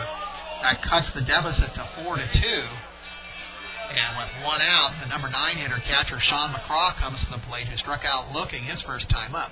First pitch by Kibler, fastball outside corner, strike 1. Not much has gone right for the Manatees tonight, but they'll take that one. 0-1 pitch. Swung on, and is it going to fall into center field? Yes, it is. Center fielder Fields charging, gets the ball back into Nunez, and McCraw is on first with a single. The shortstop, number 17, Josh Prince. That'll take us back to the top of the lineup with Josh Prince, who's out for a little revenge after striking out swinging in the first and in the second. Now, Josh does not have much power. His slugging percentage is actually lower than his on-base percentage. Slugging percentage of .283, on-base percentage of .291. He has only 14 extra base hits all year long. Shows a bunt, but takes the pitch. Fastball down and away, ball one. Josh has 12 doubles, 1 triple, 1 home run. But his skill is speed, 41 stolen bases. And here what he wants to do is just get a base hit and keep the inning going. He does represent the tying run. Pickoff throw to first and McCraw back in. McCraw has stolen 1 base, has not been caught. This is just his 24th game with the Manatees. He joined them a little bit less than 2 months ago. 1-0 pitch is blocked down low by Holiday, and the count goes 2-0. As we've said, we can see the visitor bullpen, and there's no action down there. We cannot see the home team bullpen, which is down in the right field corner. Time called, and out comes Lakeland Flying Tigers pitching coach Joe Coleman, who spent much of his major league career first with the Washington Senators and then with the Detroit Tigers. I mentioned earlier being an Angels fan, and I remember Coleman being the Angels pitching coach for part of the 1990s, and I believe he also managed in the Angels minor leagues. Also has the singular skill of being perhaps the slowest pitching coach to and from the mound. I've seen him maybe 3 times now, and every time he is walking like he's being paid by the hour. But it works for him. 2-0 count to Josh Prince. And a pitch, swings on it, and it's grounded down to Nunez, who puts down to McKenna for 1, on to the first baseman Leonardton for the final out. So the 6-4-3 double play gets Kibler out of the inning. For the Manatees, 2 runs, 2 hits, thanks to the home run by Scott Krieger. No errors and no one left thanks to the double play. And after 4th, the Flying Tigers 4 and the Manatees 2. Once again, if you want to send an email, we've had quite a few tonight. The email address is home@spacecoastbaseball.com. That's home@spacecoastbaseball.com. And you certainly don't have to be a Manatees fan or a Brewers fan or a player's parent to email. We want to hear from you Detroit Tiger fans and you Lakeland Flying Tiger fans as well. Or if you're just a baseball fan, we want to hear from you. Or if you stumble across this and we're the best thing you've got going in life, go ahead and email in.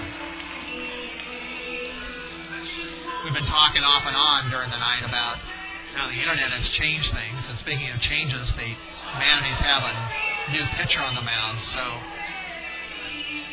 Cody Scarpetta is done for the night.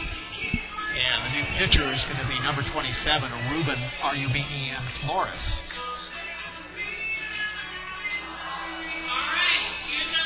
Flores making his 27th relief appearance. He's 1-3 with a 4.98 ERA. 34 in the 3rd innings, 37 hits, 35 strikeouts, 30 walks, and he's given up only 1 home run. We'll get you the final official numbers on Cody Scarpetta in just a moment. But Scarpetta, who's one of the better pitchers in the Florida State League, just did not have it tonight. Certainly struggled, and his birthday coming up in 5 days, I believe, on the 25th.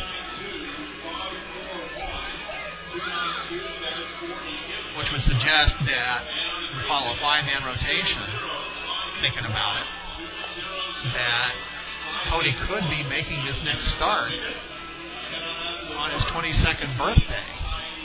And projecting ahead, August 25th, which is next Wednesday against the Tampa Yankees, is our final webcast of the regular season. So that would be pretty awesome to be able to call Cody pitching on his 22nd birthday. So we'll have to see if that happens. Overcoming the pitch of the Manatees, number 27, Ruben Flores. Jordan Leonardton, the cleanup hitter, leading it off for Lakeland here in the top of the fifth. He'll be followed by Brian Holiday and then Daniel Fields.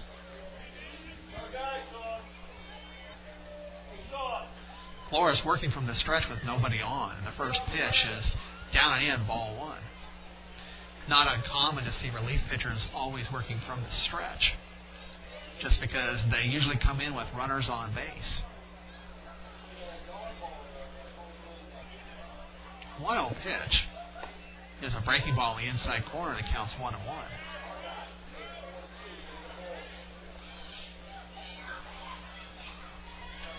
1-1 pitch by Flores. Fastball down and away, 2-1. Final line for Cody Scarpetta, 4 innings. He gave up 4 runs, 3 earned, 4 hits, struck out 4 and walked 3. Not the prettiest of nights. Pitch is swung on its mound on the left side over the metal overhang and leaves the ballpark. And the count goes 2-2.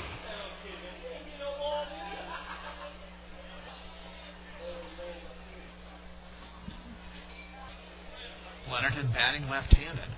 We said he has an open stance, which means he points his front leg about 45 degrees towards first base, swings and hits a grounder on one hop down to the first baseman Halton, flips it to Flores, covering first for the out. I mentioned this on the last broadcast. I've been very impressed by the fielding discipline of the Manatees pitchers. That this is something that's drilled all spring long in minor league spring training, is that on balls hit on the right side, pitchers have to get over and feel that bag, and the Manatees have been flawless for the games that I've seen. Brian Holiday at the plate, the catcher. First pitch by Flores. Fastball inside corner, strike 1. Holiday has popped out to second twice. 0-1 pitch, fastball outside corner, strike 2.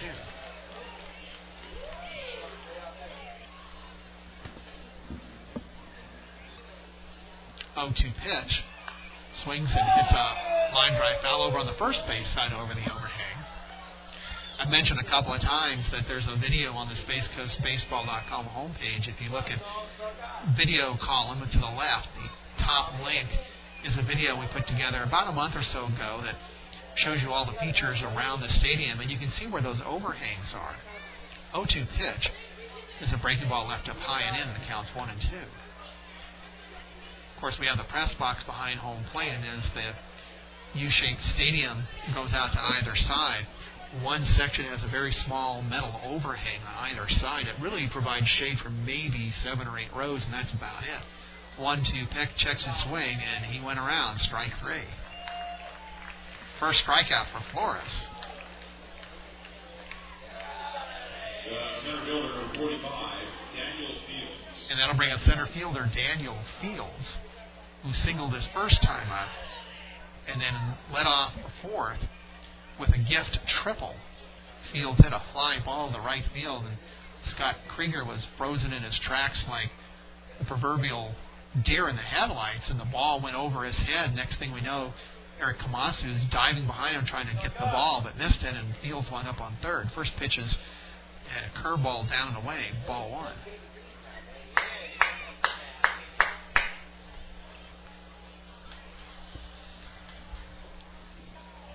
Next pitch by Flores is a fly ball at center field, giving a little ground into left center is Eric Komatsu, who has it for the final out. Well, a nice sedate 1-2-3 inning here at the top of the fifth. We go to the bottom half of the game with the Lakeland Flying Tigers leading the Manatees 4-2. Let's check those scores elsewhere in the Florida State League and see how the pennant race is going here in the North Division. They've gone 4 in Tampa, and the Clearwater Threshers lead the Tampa Yankees 6-3. So If the Manatees lose and Tampa loses, then no ground lost there. The second place team, the Daytona Cubs, after 5 are leading 5-0 at Dunedin against the Blue Jays. So if those two scores hold, the Cubs will move within 1 game of Tampa. Palm Beach at St. Lucie, the Cardinals winning the Mets 2-0. Bradenton at Jupiter. The Bradenton Marauders, a Pittsburgh Pirates affiliate, after 5 leading the Jupiter Hammerheads, the worst team in the league, 3-0. At Fort Myers, the Miracle, the Twins affiliate, now lead the Charlotte Stonecrabs, who are Tampa Bay's Rays affiliate, by a score of 2-1. We've been focusing on the North Division out of enlightened self-interest, but let's also touch on the South Division. The Charlotte Stonecrabs won the first half with a record of 43-26, so they're seeded into the postseason. In the second half, the Palm Beach Cardinals currently have a 2-game lead over the Bradenton Marauders, and 3.5 over Charlotte, and 5 over the Fort Myers Miracle. So Charlotte can just coast because they know they're in automatically. But Palm Beach and Bradenton 2 games behind the Cardinals, and the Dark Horse Fort Myers Miracle 5 games back.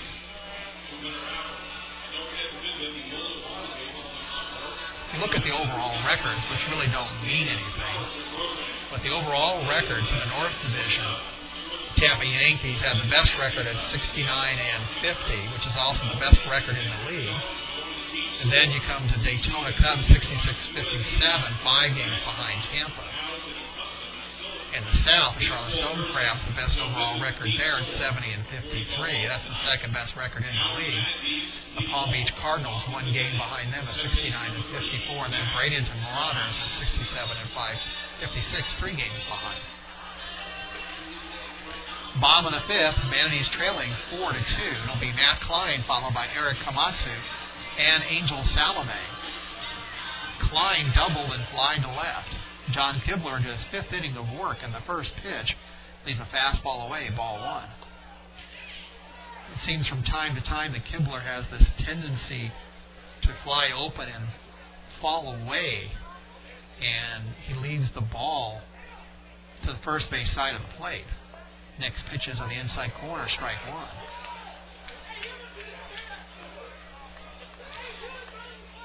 Matt Klein takes a long walk, which is the way that a batter indicates displeasure. He takes a long walk away, swings his bat a couple of times, and under minor league rules, with the bases empty, he's not allowed to do that unless the umpire grants permission. 1-1 pitch is a fly ball in the left field. Luis Castillo takes a couple of steps to his left and has it for the first out.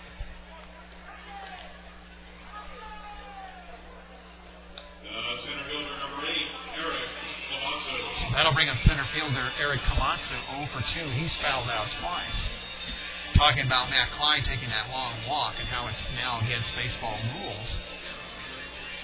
Again, falling back on my Angels background, a few years ago, the year that it first came into play, I'm thinking maybe circa 2005.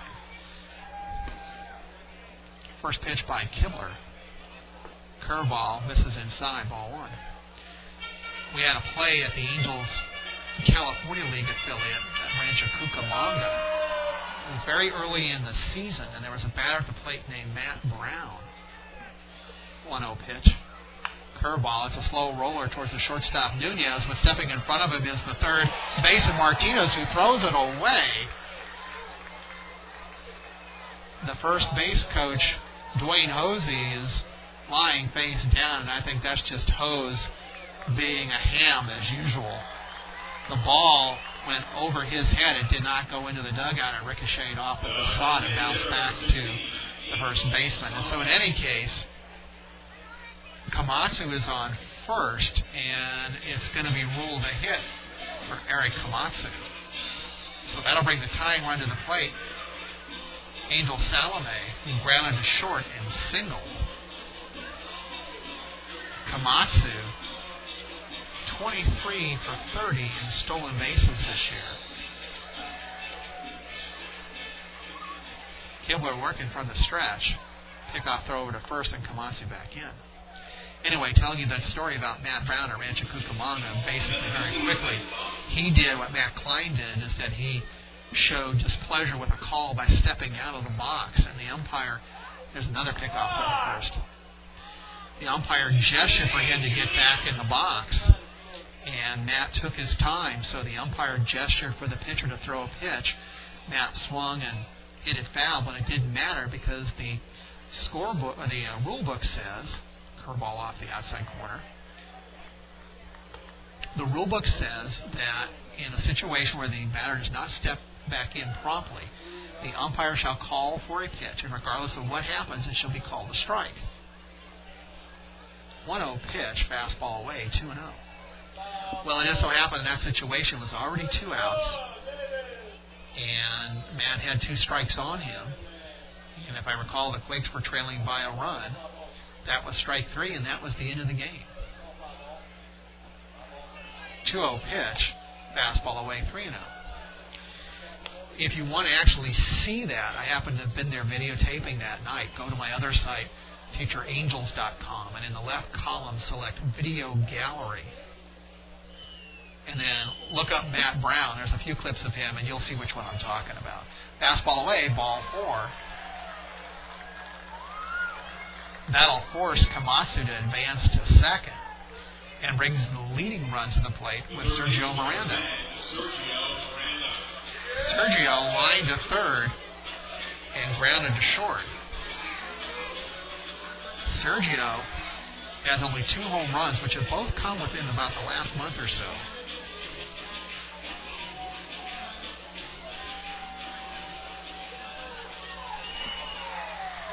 Komatsu with plus speed at second. Salome, an ex-catcher, off of first. Nunez, the shortstop, is dinking behind Komatsu. First pitch by Kibler. Fastball, strike 1.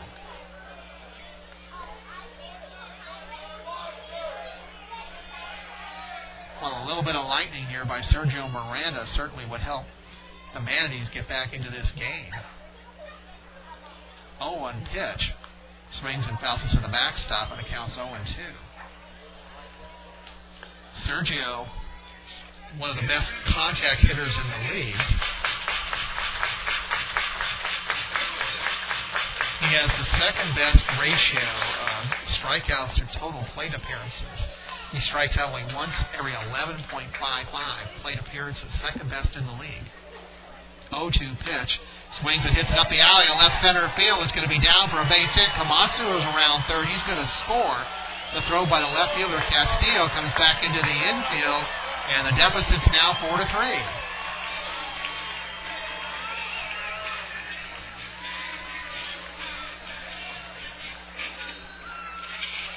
Angel Salome stopped at second on that single.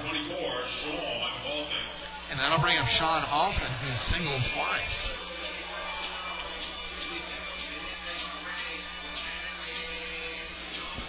One out. Manatees have cut the deficit to 4-3 here in the bottom of the 5th. Angel Salome is at second. Sergio Miranda on first. Time call, but here comes pitching coach Joe Coleman again. The slowest walk from the dugout to the mound of any pitching coach in the Florida State League, and they're now stirring down in the Lakeland bullpen.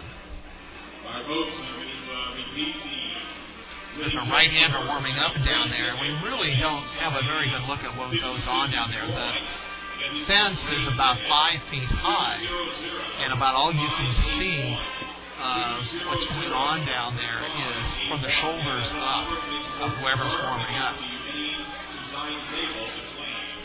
But we can tell you it's a right-hander.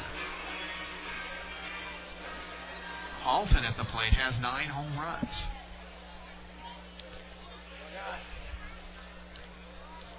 Kibler looks back at Salome leading off the second, and the first pitch is a hard grounder to the right of Nunez, and scoops it up, goes to McKenna at second for 1, throw to first, double play. No, it came off the bag. Infield umpire Nick Lentz rules that the first baseman Jordan Leonardton was pulled off the bag by the relay throw. So Alton reaches at first on the fielder's choice. Miranda raced 6-4. Salome advances to third. And he's now the tying one at third with 2 down.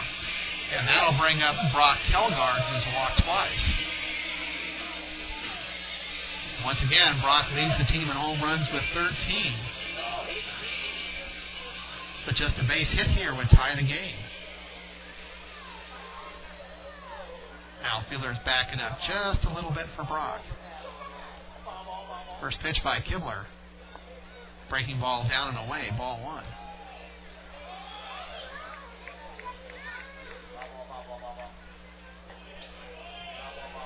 John taking a long look in at Holiday, comes set.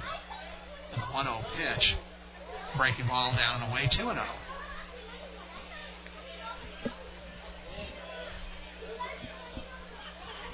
Well, the Manatees, this is the kind of team they've been all year long. They've rarely had any thunder in their bats. They just chip, chip, chip.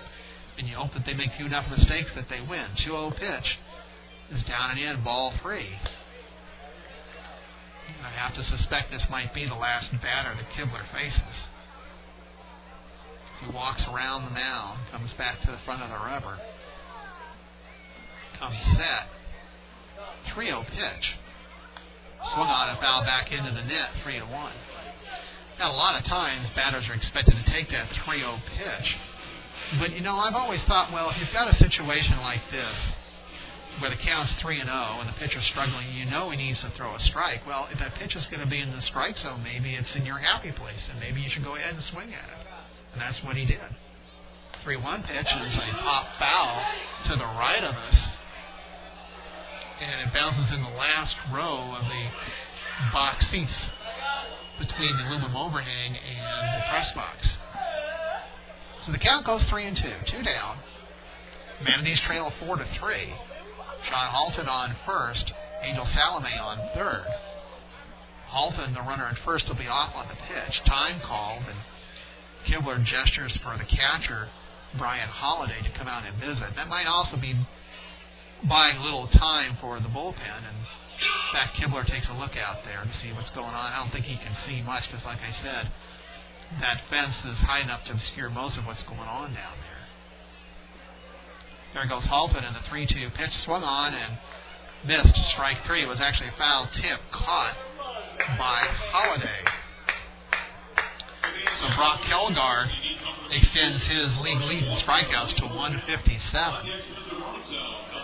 But the Manatees put a run on the board on 2 hits, a walk, no errors, and 2 left.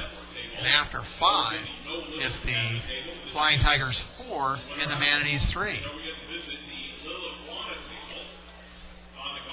Well, I said normally after the 5th inning we do that promotion, Who Let the Dogs Out, when the fans line up behind the center field gate, it opens, and then they run from center field over to the gate to the far end of the visiting team's dugout.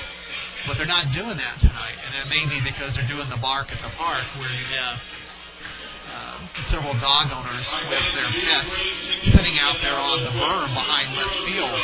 To get to that gate, you have to pass behind the scoreboard and down that berm to get to that gate. And it may just be, they said, well, discretion being the better part of valor, and do we really want to have all those dogs running around on the field, too?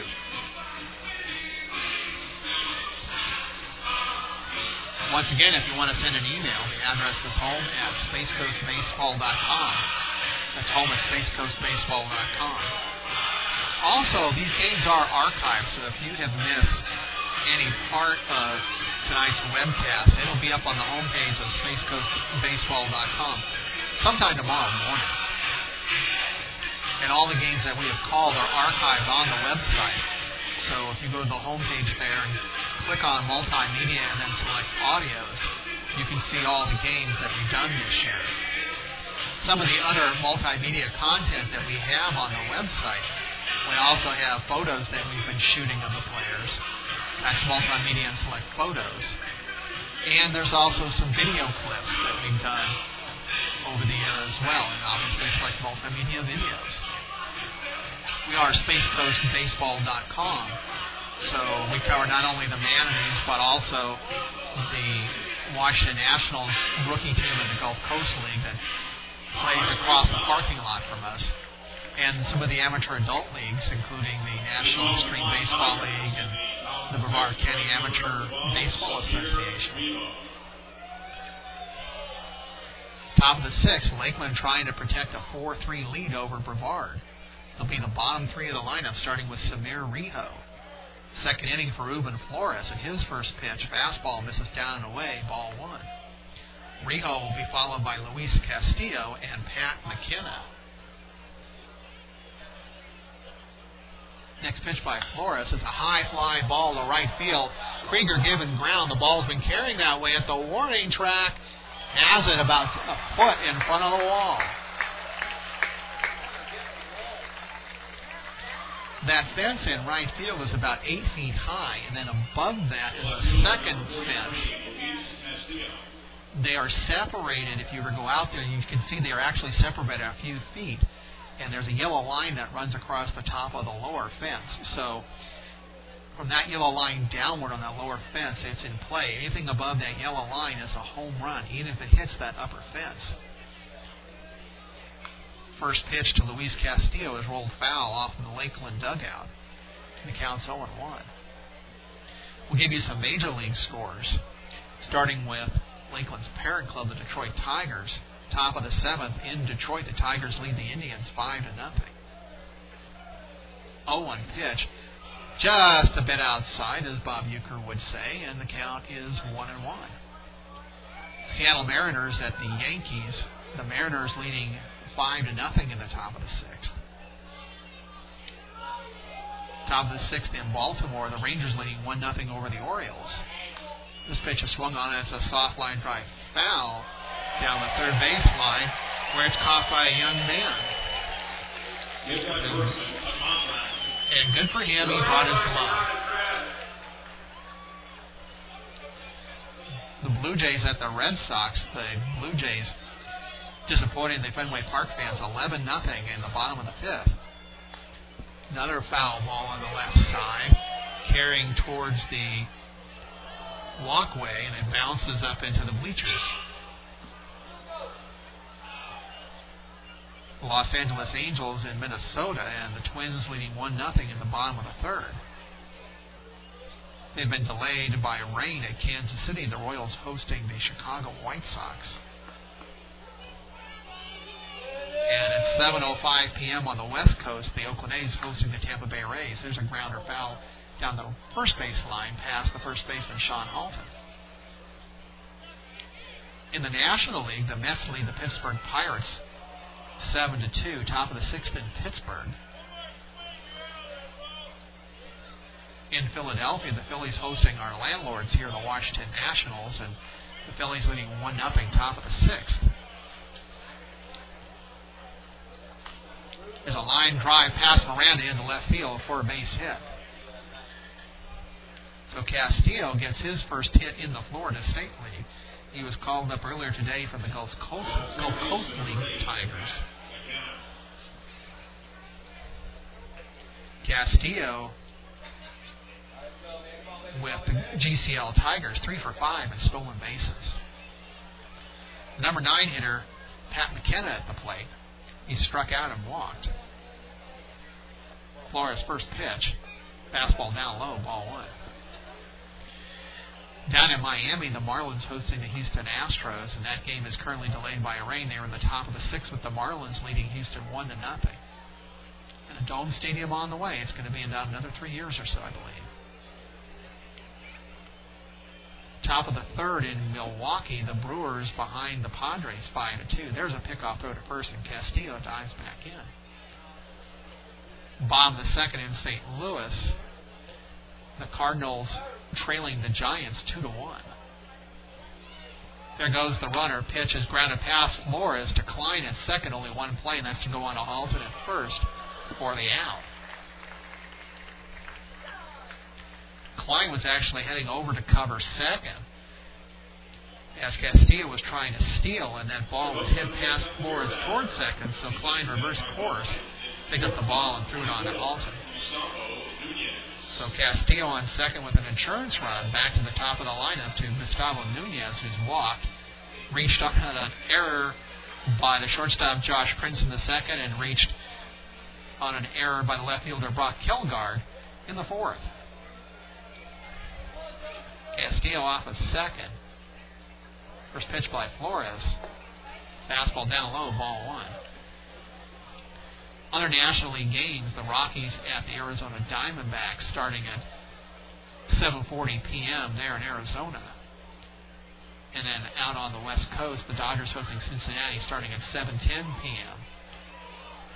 Now Los Angeles time. There's a grounder down to Klein at second. He'll go on to Halton at first for the final out. No runs, a hit, no errors, and one left. And as we go to the bottom of the sixth, the Flying Tigers 4, the Manatees 3. One last score is a day game. The Chicago Cubs hosted the Atlanta Braves in Wrigley, and the Braves defeated the Cubs by a score of 5-3.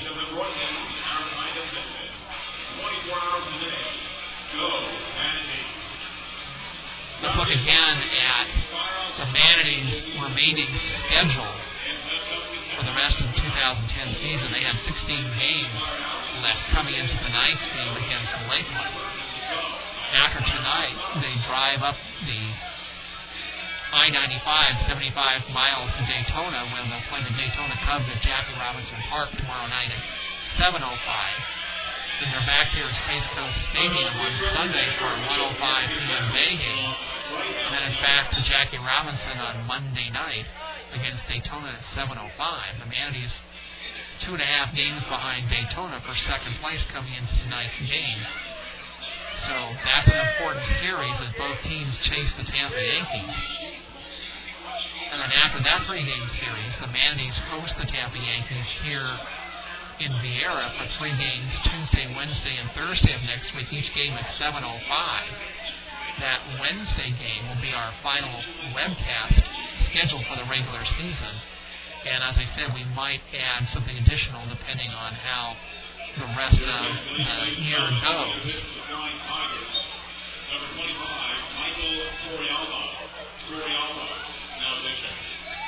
Pitching change for Lakeland, right-hander Michael Torrealba coming in. We'll give you more on him on just a bit. Let's finish with the schedule. So after the 3-game series against Tampa, the final 3-game homestand of the year next weekend, Friday, Saturday, and Sunday, against the Clearwater Threshers, a Philadelphia Phillies affiliate. The Friday and Saturday games at 7:05 p.m. and the final game of the regular season Sunday at 1:05 p.m. The Manatees will be off on Monday the 30th. Then they're in Tampa to play the Yankees for 3. And then they wind up playing Clearwater for 3, and that ends the regular season.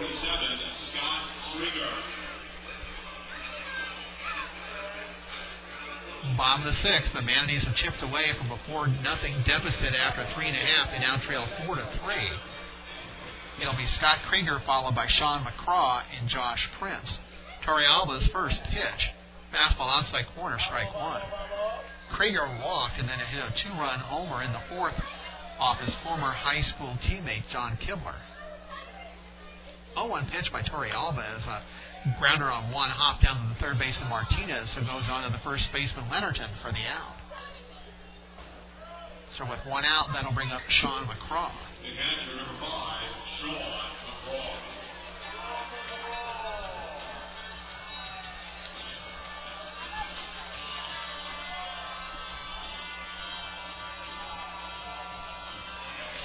McCraw has struck out looking and singled.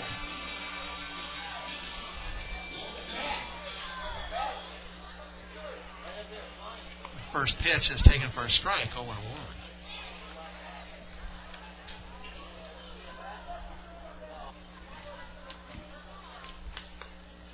Next pitch misses away with a fastball. The count goes 1-1. Torrealba making just his 9th appearance of the year for Lakeland, all in relief, 0-1 with a 5.4 ERA. The fastball misses away and the count's 2-1. 13 and third innings, 11 hits. He struck out 13 to walk 4. 2-1 pitch. Swung on and missed on a fastball, and the count goes 2-2. On deck, Josh Prince.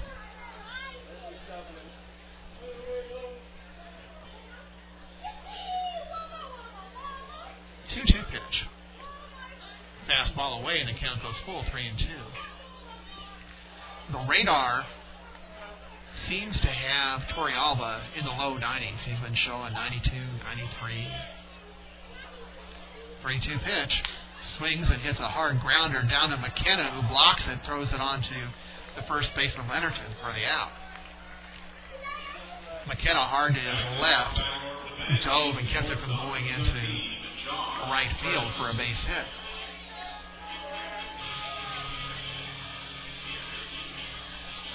So 2 down, top of the lineup, and that'll bring up Josh Prince, who struck out twice and grounded into a double play. Swings and hits a grounder foul up the third baseline, backhanded in foul territory by the third baseman Martinez, who flips it to that same young man who brought his glove and caught that pop fly with his glove. I'm looking at weather.com to see what the latest forecast is. Curveball way high, and Josh sits down to avoid calamity. It's a bit of a near-death experience. You may have heard that the minor leagues now use a different type of helmet that I think was actually tried experimentally last year and is now being used in the big leagues as well. And it's scientifically designed to absorb much more of an impact. Not that we ever want to see one. There's a fastball away, and the count goes 2-1.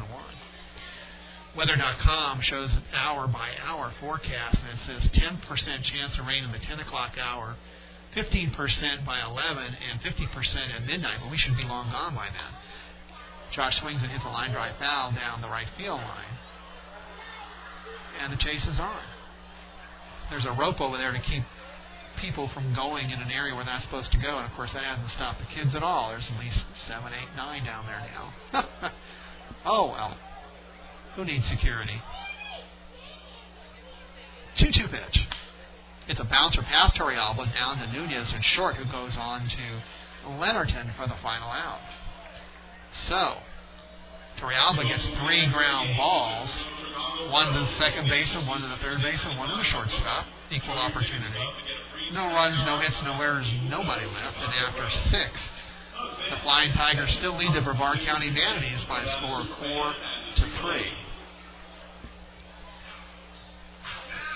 Talking about the weather, of course, this is Florida, and Florida is well known as being a frequent bullseye for hurricanes. The computer models all year long were telling us that they projected that we'd be getting more hurricanes than normal this year. So far, that hasn't happened. But, of course, it only takes one to sneak through. And Florida has been going through a bit of a drought. Believe it or not, our wet season is actually the summer, where it rains almost every day or two. And we need to collect all that rain during the summer because our dry season is the winter. It's very pleasant here. It's usually 60s, 70s. But we don't get much rain. And Florida, having such a lush vegetation, and it needs rain almost every day. So we don't get a lot of rain real soon. Not to call down the hurricane gods by any means, but we do kind of need to catch up. And for you players' parents out there who might be concerned that your kids are going to be subjected to a hurricane, well, don't worry about that. That's not going to happen. There have been times over recent years when hurricanes have come through in August or September and affected the Florida State League. And what they basically do is they just shut down the league until the storm passes through. Ruben Flores with his final warm-up toss as we go to the top of the 7th. Leading off the Flying Tigers in the top of the 7th inning, the designated hitter, number 62, Kyle Peter. Kyle Peter leads it off for Lakeland here in the top of the 7th. He'll be followed by, Francisco Martinez, and Jordan Leonardton. Peter added to the Lakeland roster today from the Gulf Coast League Tigers affiliate. He struck out twice and singled. Ruben Flores' first pitch is popped up foul towards the Lakeland on deck circle. Over there is the catcher, Sean McCraw, who has it for the first out.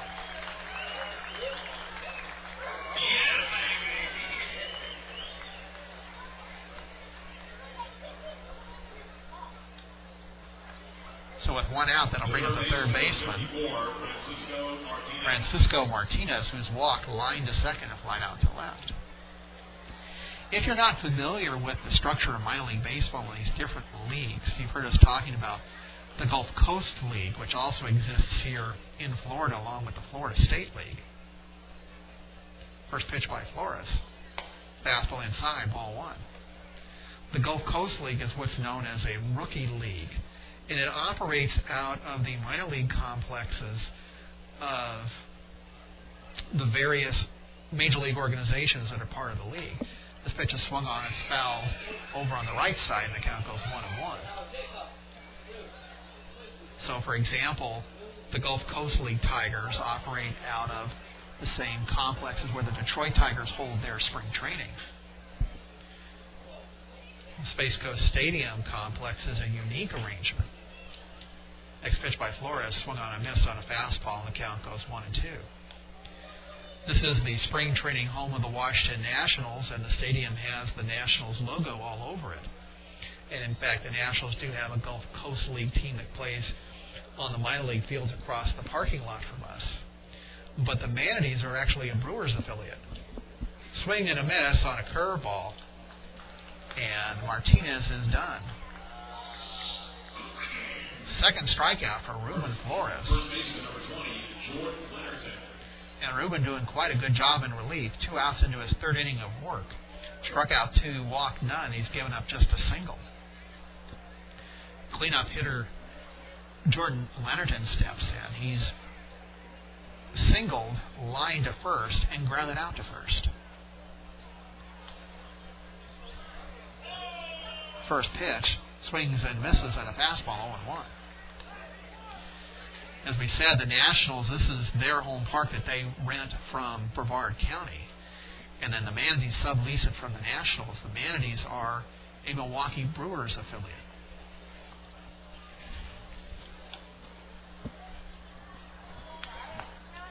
Next pitch misses, and the count's 1-1.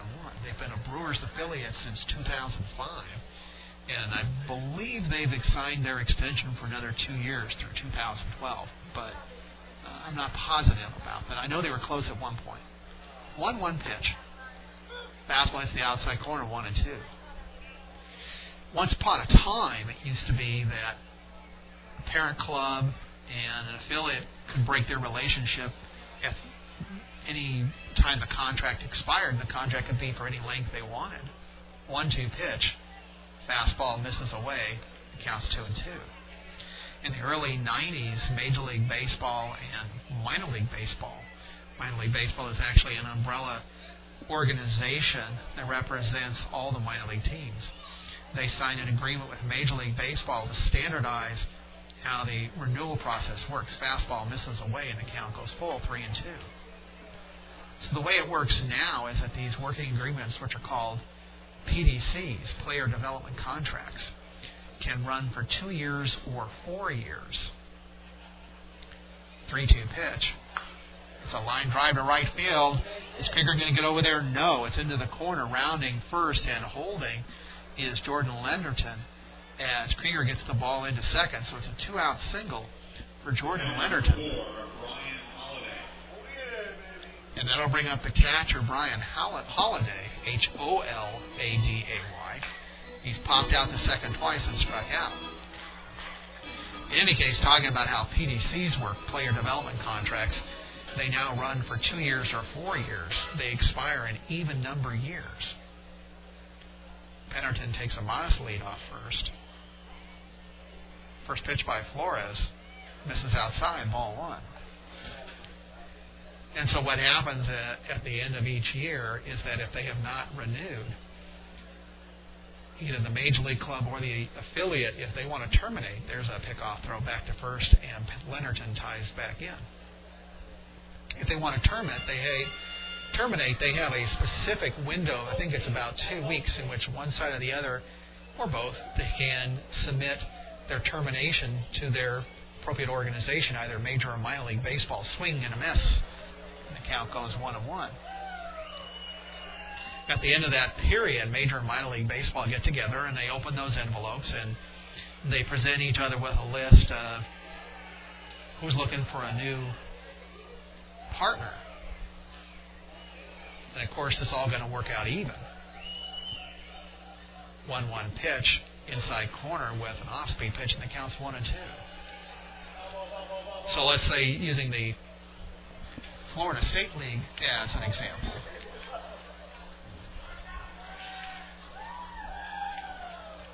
where you have 12 teams, and let's say 2 of them decided to file to terminate. 1-2 pitch, breaking ball misses away, 2-2. Well, you've got 2 situations where they're looking for new partners, so they could either re-sign with a new partner, or re-sign with the same partner, or they could go out and get a new partner, and whoever's left over, they get back together. Of course, it's not usually that simple. It's not usually the same league because there are multiple leagues across the country at the same level. 2-2 pitch is swung on its foul back over the press box and goes who knows where. The levels from bottom to top, rookie or short A is the bottom level. And then you usually have 2 teams at that level. Sometimes they're both rookie A, sometimes they're short A.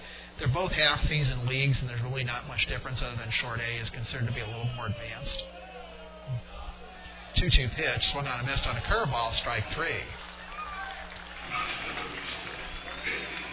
No runs, a hit, no errors, and 1 left. We go to the stretch half of the 7th. It's Lakeland 4, the Manatees 3. They're going to perform God Bless America and then probably take me out to the ball game. So we'll let you listen, and we'll pick up the conversation after that.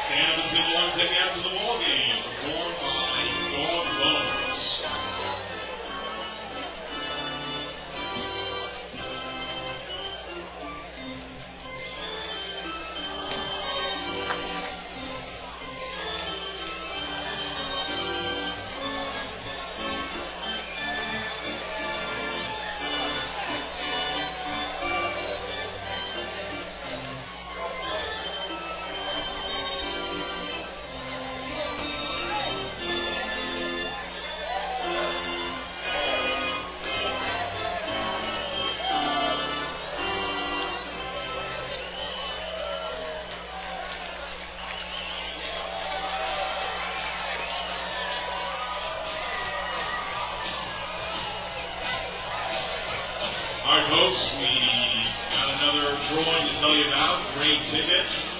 This is for an autograph patch. 422-804. 422-804. That's your ticket number. You want an autograph patch.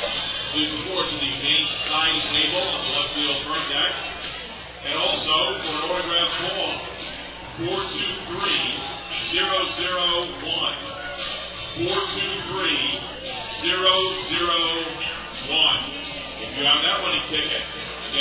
great finish. Please support to the left field firm deck. Look for the Humane Society table to claim your prize. Remember, folks, Manatees back home Sunday afternoon.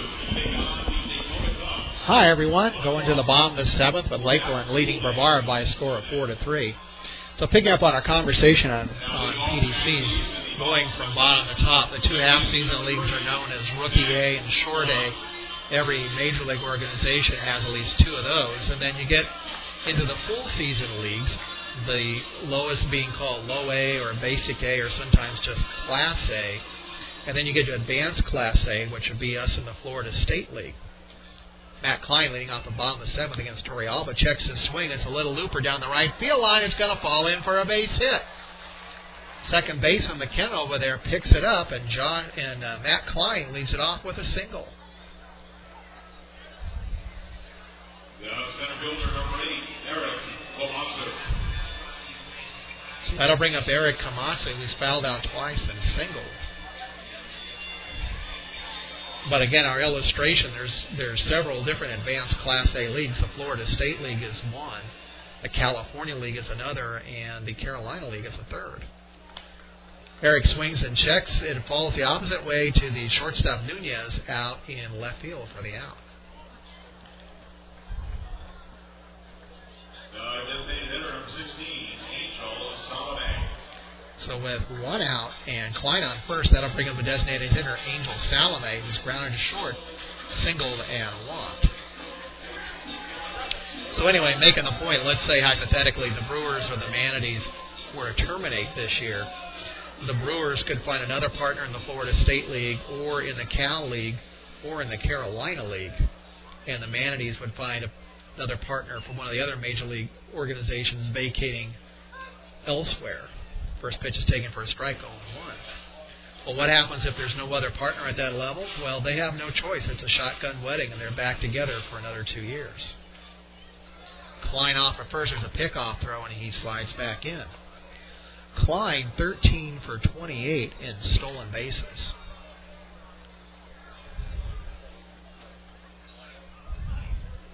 One pitch by Torrealba. Curveball left up high, and it counts 1-1. Salome represents the go-ahead run. There's another throw over to first, and Matt dives back in. Nice crowd here tonight. I guess at least 2,000. That's not counting the dogs. Breaking ball inside corner, 1 and 2. And if you're coming in late, no, I'm not insulting anybody. It's a bark at the park night here, which basically means that people can bring up to 2 dogs with them and park out there on the berm. Swing and a miss on another curveball, strike 3. That's the first strikeout for Torrealba. The third baseman, number 10, Sergio Miranda. And that'll bring up the third baseman, Sergio Miranda, who's lined to third, grounded to short, and singled. His single drove in Eric Komatsu with the third run in the 5th inning. First pitch by Torrealba, outside corner with a fastball, strike 1. The Manatees put 2 runs on the board in the 4th on a 2-run dinger by Scott Krieger. And then Sergio Miranda's single in the 5th scored Eric Komatsu from second. Swings and hits a hard grounder down to McKenna, who's going to go over to first to Leonardton for the final out. All right, folks, please direct your attention to our video board for this message from Airboats of Midway. No runs, a hit, no errors, and 1 left. And after 7, the Flying Tigers 4 and the Manatees 3. So continuing our conversation on player development contracts, it's at the end of even number years that we have this little dance that goes on, and those of us who follow the minor leagues, of course, are always wanting to see who it is that's going to file to terminate. Because it affects affiliations. Some affiliations have run a very long time. Obviously, the Tigers have been in Lakeland a long time for obvious reasons. But this franchise here, the Manatees, began life as a Florida Marlins affiliate. By the way, for the Walensky family listening in Las Vegas, Mark is coming in to pitch, so that'll be a good night for Ruben Flores, who worked 3 relief innings. He gave up no runs, 1 hit, struck out 3, and walked 9. For Mark Walensky,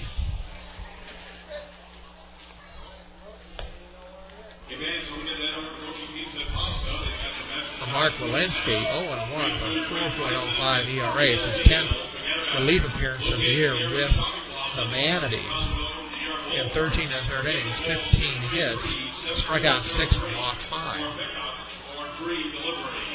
But in any case, given an example of how affiliations aren't always predictable, this franchise began life in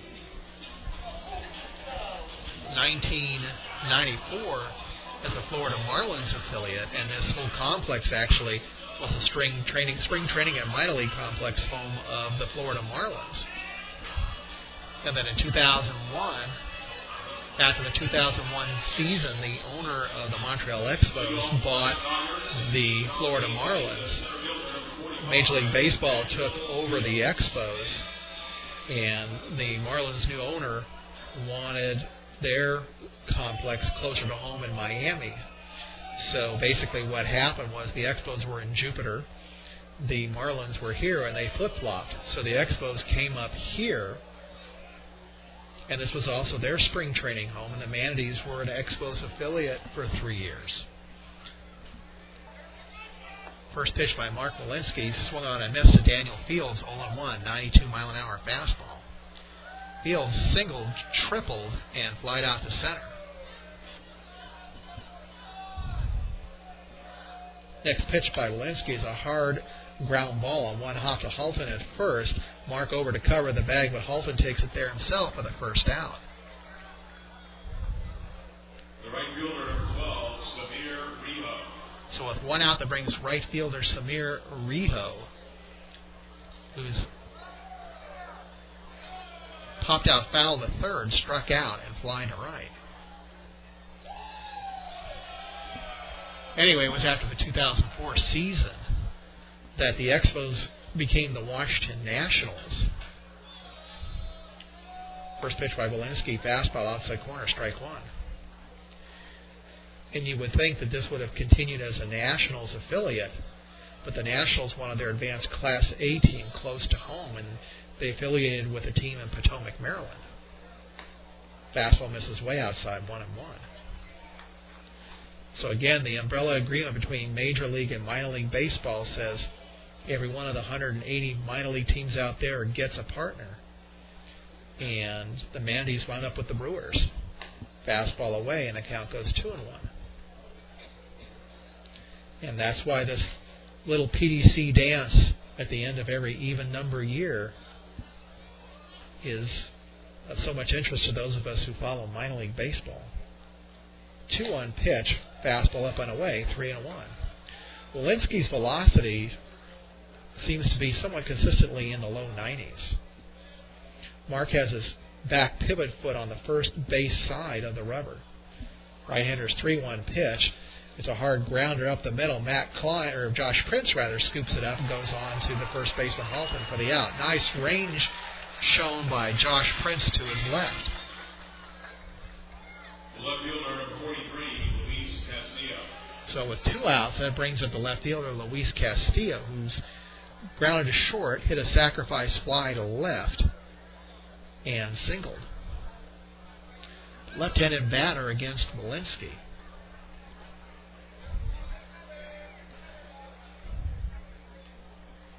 First pitch by Mark. Fastball on the outside corner, strike 1. Mark steps off the rubber. But I was saying, too, you see some affiliations that last forever, and then you see others that flip over every 2 years because they're basically the ones that are left over. Here's a grounder over to the second baseman, Klein, Walensky over to cover the bag as Halton went after the ball. Mark takes it for the final out. So Castillo gone 4-1. 1-2-3 inning for Mark Walensky. And as we go to the bottom of the 8th, the score remains the Flying Tigers 4 and the Manatees 3. Now, my experience having recently moved here from California a year ago, most of my knowledge is the California League, and we have a couple of teams out there that turn over almost every 2 years. The Bakersfield Blaze are one of them because it's an antiquated ballpark. Sam Lynn Ballpark, I think it was built in the 40s. The franchise has been owned for a couple of years now by the California League. They can't find a buyer because the city of Bakersfield won't put any money into renovating the ballpark, and they can't find a new buyer for the franchise. So every 2 years, whoever's in there terminates. I think the Texas Rangers are in there right now. And then somebody else comes in. We have a new pitcher for Lakeland. So Torrealba is done for the night. It's going to be number 34, Dan Gensler, Gentzler, submarine pitcher.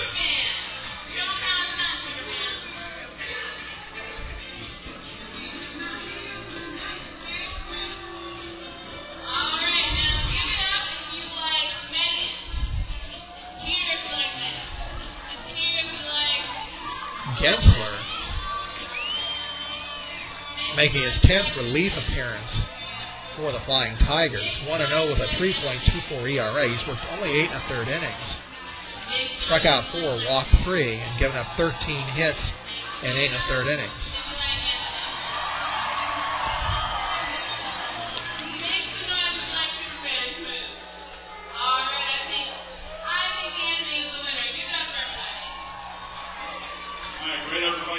I don't think there's much of a chance of seeing a lot of affiliations turn over this winter in the Florida State League because most of them are operating out of their parent club's spring training ballparks. Dunedin Blue Jays, Tampa Yankees, and Steinbrenner Field. Fairwater Threshers, a Phillies affiliate, and of course the Flying Tigers with Detroit. Now, the Daytona Cubs, their spring training complex is in Mesa, Arizona. And, of course, with the Manatees, the Brewers are out in Maryville, Arizona. Over in the South Division, the Charlotte Stone Crabs operate out of the Tampa Bay Rays complex, and the Bradenton Marauders, Pittsburgh Pirates. Of course, then the Palm Beach Cardinals and St. Lucie Mets are rather obvious. First pitch by Gensler to Sean Halton is taken for a strike, 0-1. Halton has singled twice and grounded out in a fielder's choice. 0-1 pitch, misses away, 1-1. First two pitches have been in the low to mid-80s, and it would seem that Gensler works mostly on deception, if not velocity, being a submarine pitcher. There's a breaking ball inside, and the count goes 2-1. In the South Division, wrapping up on the affiliations, Fort Myers Miracle Twins affiliate operating out of their complex, and the Jupiter Hammerheads out of the Marlins complex. So not many that would be likely to turn over. Fastball away, and the count's 3-1.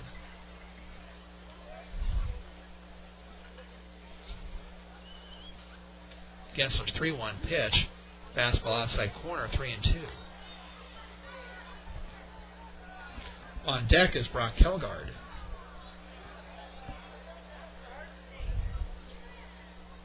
Three-2 pitch. Takes a fastball in the outside corner, strike 3 called. So first strikeout for Gensler. The left fielder, number 33, Brock Kelgard. And that'll bring up Brock Kelgard, who's walked twice and struck out.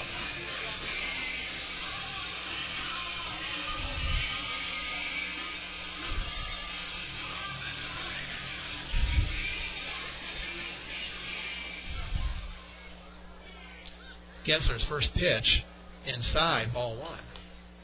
Gensler not having much success on that inside corner, but he's been hitting the outside corner for strikes. Next pitch, and there it is on the outside corner with a fastball, 1-1. Manatees were down 4-zip after 3.5. They've clawed back within 4-3, but haven't managed to tie it up yet. Next pitch is swung on. It's a base hit into right field by Brock Hilgard.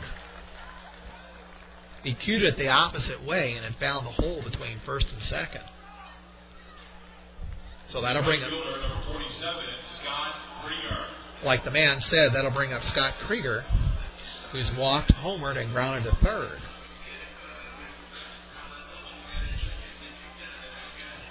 Hilgard, 3 for 5 in stolen bases at first.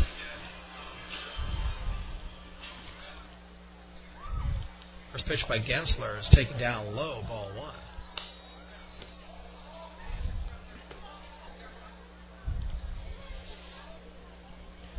Manatees basically have 5 outs left to play with. Next pitch, inside, 2-0. Crowd starting to thin out. It's past 9:30 on a Friday night here in the Space Coast. 2-0 pitch. This is outside, and the count goes 3-0. Out there on the berm where we had Bark at the Park tonight, it looks like the dog owners have gone home. I don't see any canines out there anymore. Well, maybe one. 3-0 pitch hits the outside corner with a fastball, 3-1. Yeah, I think there's one dog out there that I see, and it seems to be about it. Well, you know the dogs, they just can't stay up late. 3-1 pitch. Fastball hits the outside corner, 3-2. Well, Gensler's living on that outside corner.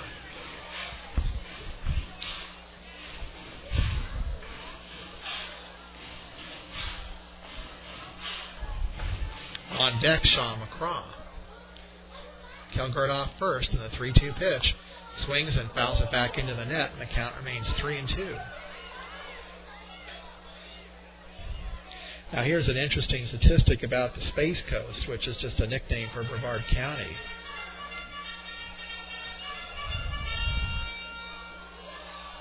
About 20% of the population here in Brevard County is over 65. 3-2 pitch. There goes Hilgard. His ball is hit on a bounce or two to McKenna, who goes on to first for the out. And advancing to second is Hilgard. So Krieger retired 4-3. Hilgard to second on the fielder's choice, and I'll bring up catcher Sean McCraw, who struck out looking, singled, and grounded to second. So anyway, we have a very large senior population here, about 20%.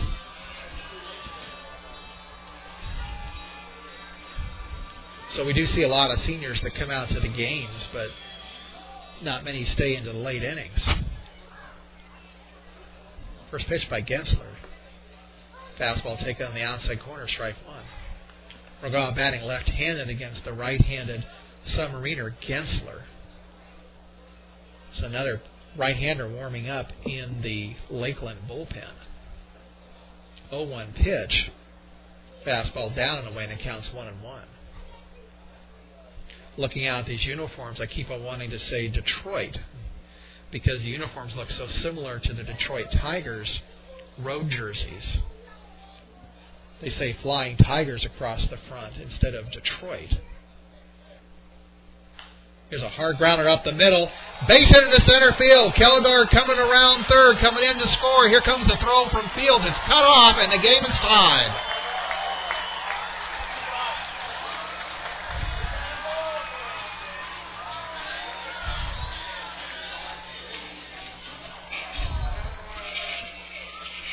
Well, shortstop Gustavo Nunez has so much range that I was skeptical that was going to make it into the outfield, but it did. And manager Bob Missick, coaching at third, very aggressive, waved Hilgard around third. The throw from the center fielder Field was cut off, and Sean McCraw delivers a game-tying single. It's 4-4. Top of the lineup, Josh Prince takes a pitch down and in, ball 1. Fifth at-bat for Prince. He struck out twice and grounded twice to short.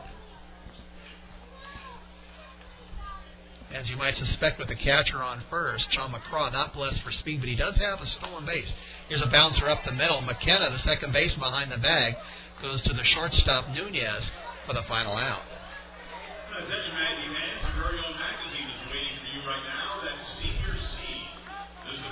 But the Manatees tie it up. 1 run. 2 hits. No errors and 1 left. We go to the top of the 9th. It's the Flying Tigers 4 and the Manatees 4.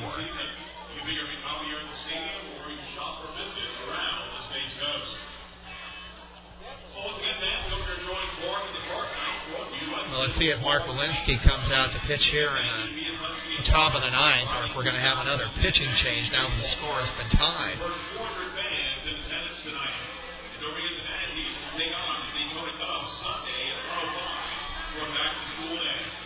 No pitcher has emerged as of yet.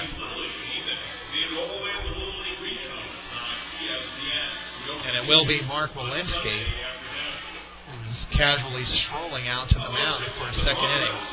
Does what he's supposed to, leaps over the first base line, honoring the tradition not to step on the foul lines. And who knows where that came from. Probably from the same guy who said if you step on a crack, you break your mother's back. So check out the lunch ball people on the first base side of the field. Top of the 9th and a 4-4 tie. It's the bottom of the order for Lakeland. Pat McKenna, and then back to the top of the lineup with Gustavo Nunez and the designated hitter Kyle Peter.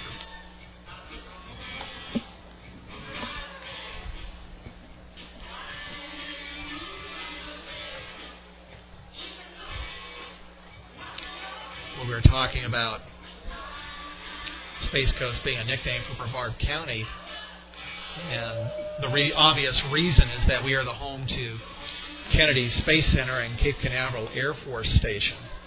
That's roughly about 20 miles from here to the northeast. And many of the major sponsors for the Manatees are the more prominent aerospace firms. Most recently, SpaceX has become a significant sponsor with ads down the foul lines, and I notice they also have a sign on the luxury suite to my right. SpaceX trying to become the first company to successfully pull off their own privately operated space business. SpaceX successfully launched their first test rocket back in June, I believe it was, June or July. I think it was June. Their own privately built rocket, and they have contracts with the federal government to deliver astronauts to the International Space Station and cargo starting within the next year or two. First pitch by Walensky, fastball inside corner, strike 1. It'll be cargo first, and then once they've demonstrated capability with that, then it will be with astronauts. 0-1 pitch. Swing and a miss at a fastball, the count goes 0-2. And the plan is basically that eventually what NASA will do is they will have a mission and they'll put it out to bid. SpaceX and other vendors will basically say, well, here's our rocket. There's a fastball, misses away, 1-2. Here's our rocket. Here's our crew capsule. Here's our cargo delivery capability. And NASA will select whichever vendor they think gives them the best deal. 1-2 pitch. Fastball misses down low, 2-2. The space shuttle has only 2 flights left before it's scheduled for retirement. That was a decision that was made in early 2004. 2-2 pitch. Checks his swing and rolls it foul, bounces off the railing in front of the Manatees dugout. And the count remains 2-2. So for the last 6 years, NASA has been working on completing the International Space Station, and after 2 more flights, that's it. The shuttle program will be retired. 2-2 pitch. It's a fly ball to left field. Brock Kilgard giving a little bit of ground, now drifting to his left towards the warning track, and has it for the out.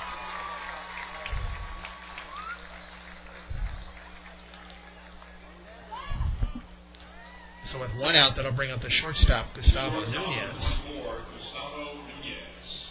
Nunez has walked, reached on an error twice, and grounded to second.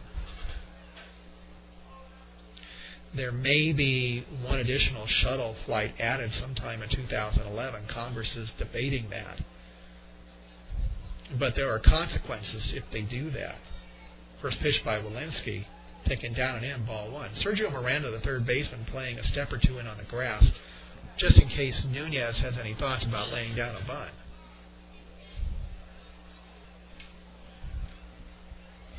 1-0 pitch.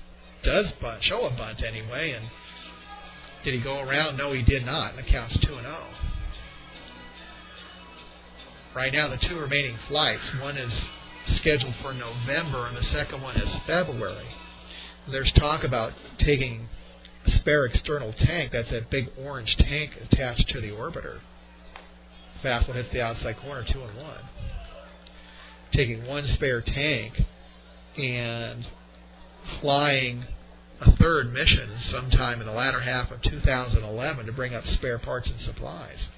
2-1 pitch is a bouncer past Walensky down to the second baseman Klein, who goes on to the first baseman Halton for the out. So with two down, that'll bring up the designated hitter, Kyle Peter. But if they make that third flight and something happens where the orbiter gets stuck up there with some sort of damage and it can't re-enter the atmosphere, they won't be able to launch a rescue mission because they won't have any more tanks. So that's being looked at, and they're assessing the risk. First pitch by Walensky. Fastball outside corner, strike one. Next pitch by Mark is a breaking ball. Oh, hits the outside corner, 0-2. We're off at just a little bit of an angle towards the first base side, so from my point of view, things that look sometimes like they're outside are actually on the plate. 0-2 pitch. Swing and miss at a curveball, strike three. Pitch was dropped by McCraw, so he tags the runner for the final out. 1-2-3 inning for the second straight inning by Mark Walensky. And as we go to the bottom of the ninth, it's the Flying Tigers 4 and the Manatees 4.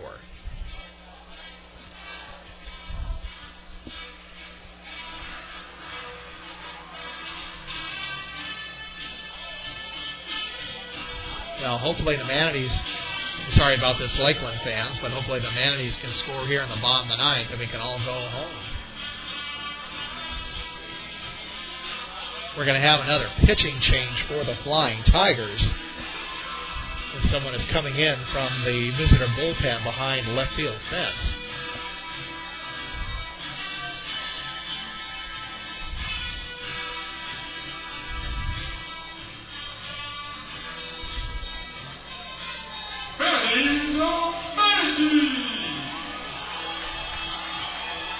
See if we can tell who the new pitcher is. Number 18, Jared Gayhard, G-A-Y-H-A-R-T. His first name is Jared, J-A-R-E-D.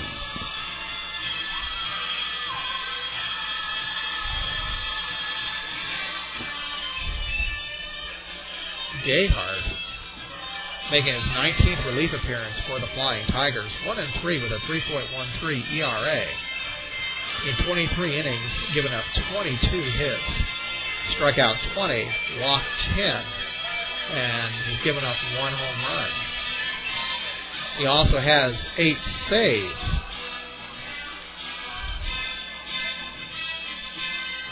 Which is second among the Tigers this year to Lester Olivares, who is no longer on the roster.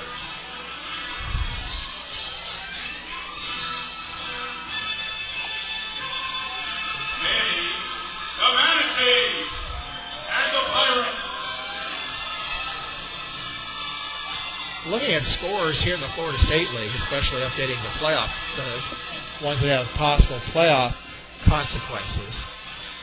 They've now gone 7 in Tampa, and Clearwater has a 15-5 lead over the Tampa Yankees, so it looks pretty likely Tampa's going to lose tonight.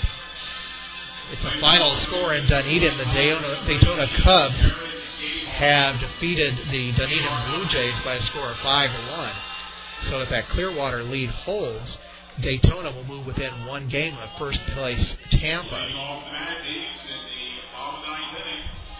The second baseman, number 3, Matt Klein. The Palm Beach Cardinals are leading the St. Lucie Mets by a score of 7-0 in the top of the 8th at St. Lucie.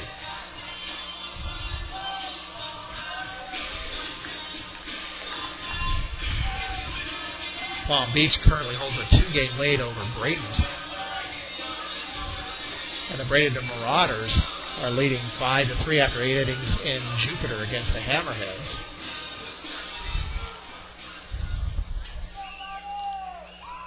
Matt Klein steps in to lead off the bottom of the 9th against Jared Gayhart. First pitch, fastball outside corner, strike 1. Other games, the Fort Myers Miracle defeated the Charlotte Stonecrabs 2-1. Fort Myers 5 games behind Palm Beach. 0-1 pitch. It's a breaking ball hit down the third baseline, foul.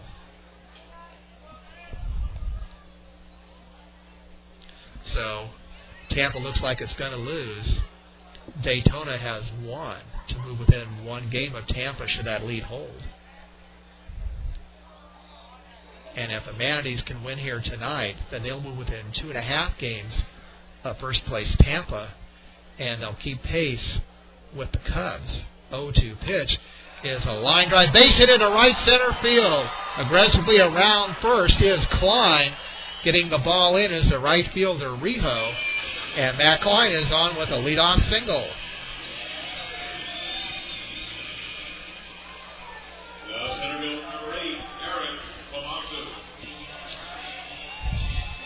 So now let's see what manager Bob Missick does with center fielder Eric Komatsu, arguably the best hitter on the team, but the Manatees really just need one run to win, and the third baseman Martinez playing Wayne on the grass looking for the bunt. Eric does show bunt. He leaves the bunt right in front of the mound. Gayhart looks at second, goes on to first for the sure out. So it's a sacrifice 1-3 that advances Matt Klein to second. And that'll bring up cleanup hitter Angel Salome, who's grounded to short, singled, walked, and struck out. Here comes Lakeland pitching coach Joel Coleman taking a leisurely stroll to first to the pitching mound. He's joined there by the catcher, Brian Holliday, and of course the pitcher, Jared Gayhart. Now, what could happen here, and they may be discussing, is with a winning run on second and one out, they may just decide to walk Salome intentionally because his run doesn't matter. He is a slow runner and could be easily doubled up. So if they walk Salome to put runners at first and second, Sergio Miranda comes to the plate, who is an excellent contact hitter. But they might figure, well, they might be able to induce Sergio into hitting a double play ground ball and then get out of the inning. So let's see what happens here. Right-handed Salome steps in. Waiting to see if Holliday gets down in a squat. He does. No indication yet of an intentional walk. And it looks like they are going to face Salome. Gayhart looks back at the runner, and the first pitch is blocked by Holliday as it was down low, and the count's 1-0. Everybody clap your hands.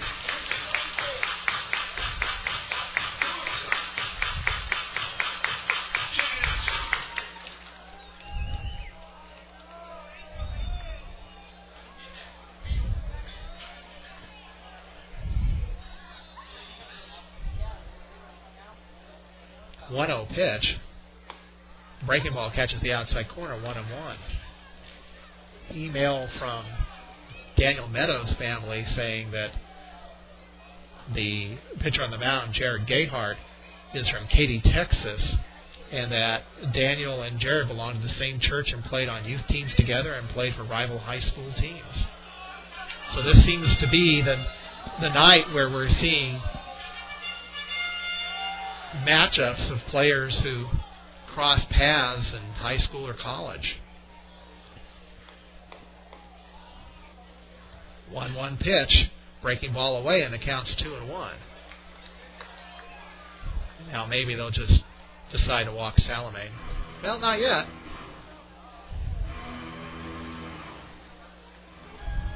They may also look at it from the perspective of Sergio Miranda being a top 10 hitter in the league in batting average, and it's only a single that beats Lakeland. 2-1 pitch. It's blocked down and away, and the count goes 3-1.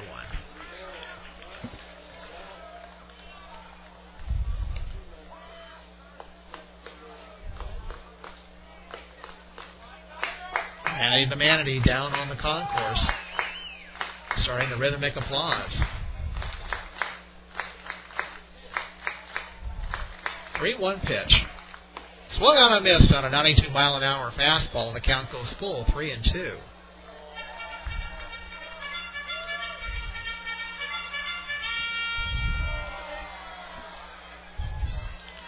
Matt Klein leading off from second. Singled to lead off the inning and was bunted over to second by Eric Komatsu. 3-2 pitch. Swung on a miss on a fastball, strike 3.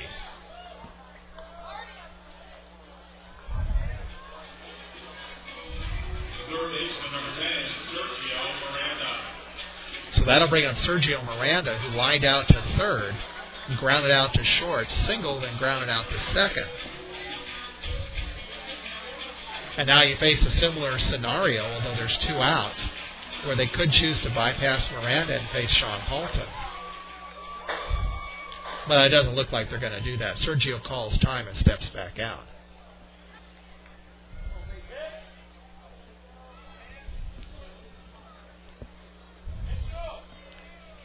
Gayhart comes set, and his first pitch to Sergio swung on and fouled back to the net, 0-1.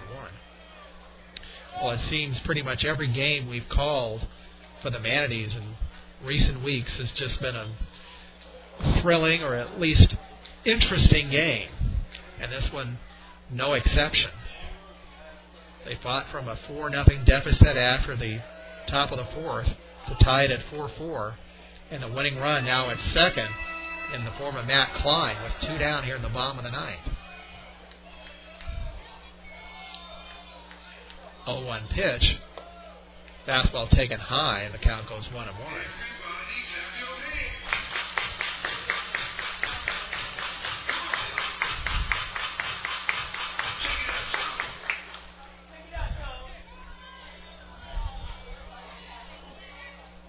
One pitch. Fastball up and away, 2-1.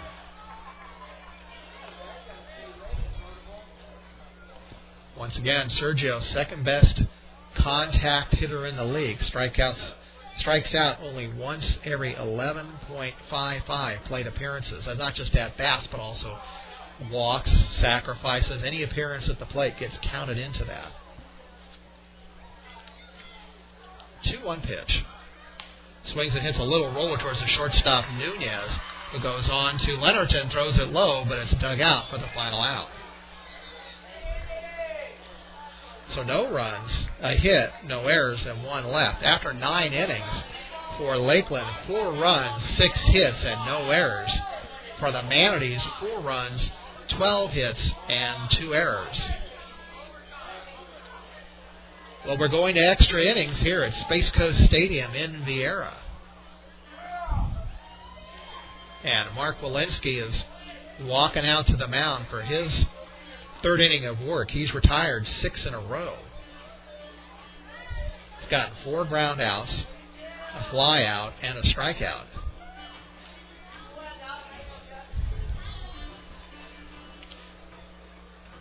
Once again, if you want to email me, the email address is home@spacecoastbaseball.com. That's home@spacecoastbaseball.com. So it looks like we're going overtime tonight. It's just past 10 o'clock here on the Space Coast. The game almost 3 hours long now.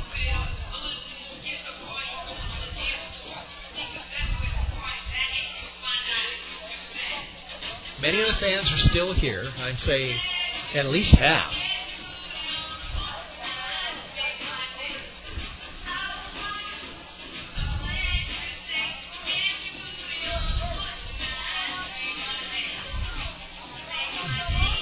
Setting for you once again the Manatees defense.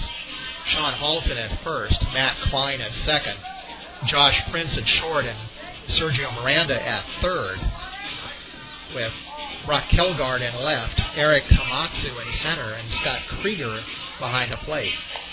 Sean McCraw behind the plate, and Mark Walensky into his third inning of relief work. In the top of the 10th for Lakeland, they'll be the 3, 4, and 5 hitters.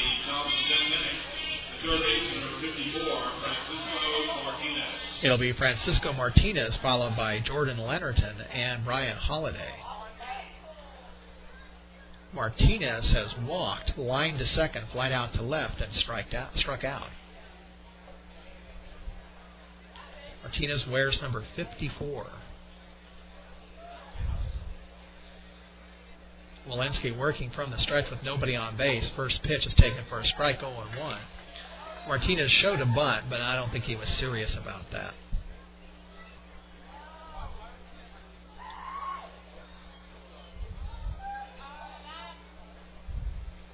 0-1 pitch. Swung on and missed on a 91 mile-an-hour fastball. The count goes 0-2. Well, we were saying that Brevard County has a very high senior population, but we have a lot of fans who appear to be in their teens, maybe early 20s tonight, so the ballpark definitely is date night as well. 0-2 pitch, fastball on the outside corner, strike 3 called. Second straight strikeout for Mark Walensky, and his 7th out in a row since coming in to relieve at the top of the 8th. And with 1 out, that'll bring up Jordan Leonardton, who singled, lined to first, grounded to first, and singled.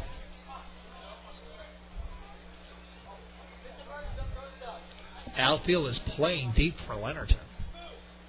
Walensky's first pitch inside, ball 1. They're playing pretty much straight away, but they're playing very deep. In extra innings, they'd rather give up a single than risk an extra base hit. 1-0 pitch, down and in, and counts 2-0. Eric Komatsu in center field has about as good a range as you're going to find among any center fielder in the league.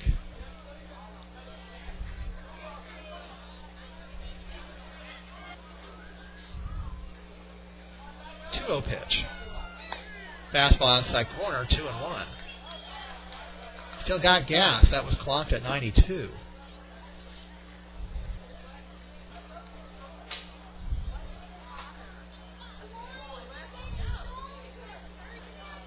Two-one pitch. It's a fly ball to left field. Brock Kelgar giving brownies to the warning track, to the wall, leaps, and it's gone.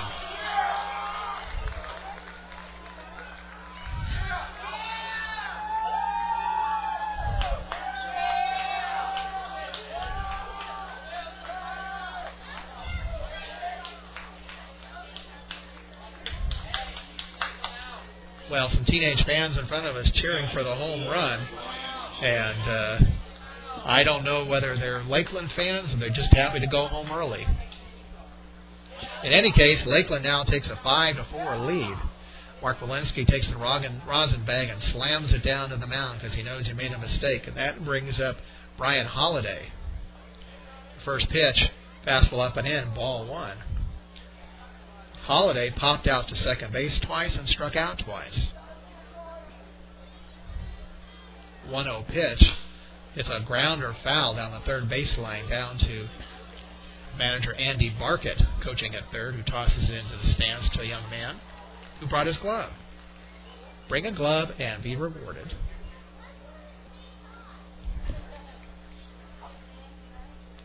One pitch. Swung on and missed on a curveball, and the count goes 1-2.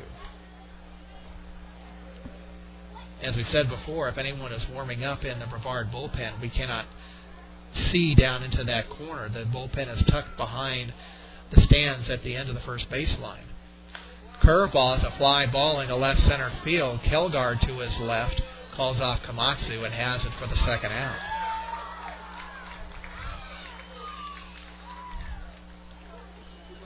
The center fielder, number 45, Daniel Fields. So that'll bring up center fielder Daniel Fields, who singled, reached third on a gift triple when Scott Krieger lost the ball in the fourth. Flied out to center and grounded out to first. Walensky's first pitch swung on and missed on a 93-mile-an-hour fastball, 0-1. Velocity is nice on a fastball, but location and movement are also very important. You put a 93-mile-an-hour fastball in a hitter's happy zone, and you're going to be done. There's a breaking ball away, and the count's 1-1. Major league hitters, they'll take a 100-mile-an-hour fastball and drive it if it has no movement. In other words, if it's flat and it's down the middle, they can handle that. Hard line drive foul down the first baseline, and the count goes 1-2. By location, we mean putting it on the corners or moving it around within the strike zone. For example, up and in, down and away, but within the zone. Now, movement, of course, means that it's not flat. Maybe it rises, or that a cutter or a sinker would drop. And the later the break, the better, because the batter has less time to react to it. 1-2 pitch. Swing and a miss at a fastball, strike 3. Third strikeout from Mark Walensky, but the damage done, a solo home run by Jordan Lennerton. And as we go to the bottom of the 10th, the Flying Tigers have a 5-4 lead over the Manatees.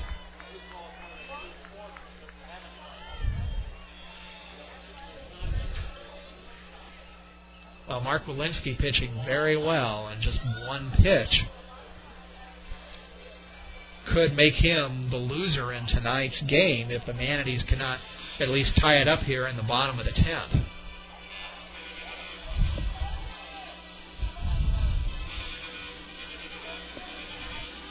Jared Gayhart out for his second inning of relief work for Lakeland. In the 9th inning, he gave up a single, but did not allow that runner to score. Setting the Lakeland defense again, it's Jordan Lennerton at first, Pat McKenna at second, Gustavo Nunez at short, and Francisco Martinez at third. In left field is Luis Castillo, Daniel Fields in center, and Samir Rijo in right. Brian Holliday behind the plate, and reliever Jared Gayhart into his second inning of relief work. Well, it's been the Manatees style all year long to chip away, chip away, chip away, because they've never had much power. But that's what they do best, is scratch out a run here and there, and that's what they need to do here in the bottom of the 10th. As we've gone past the 3-hour mark in this game. Do or die.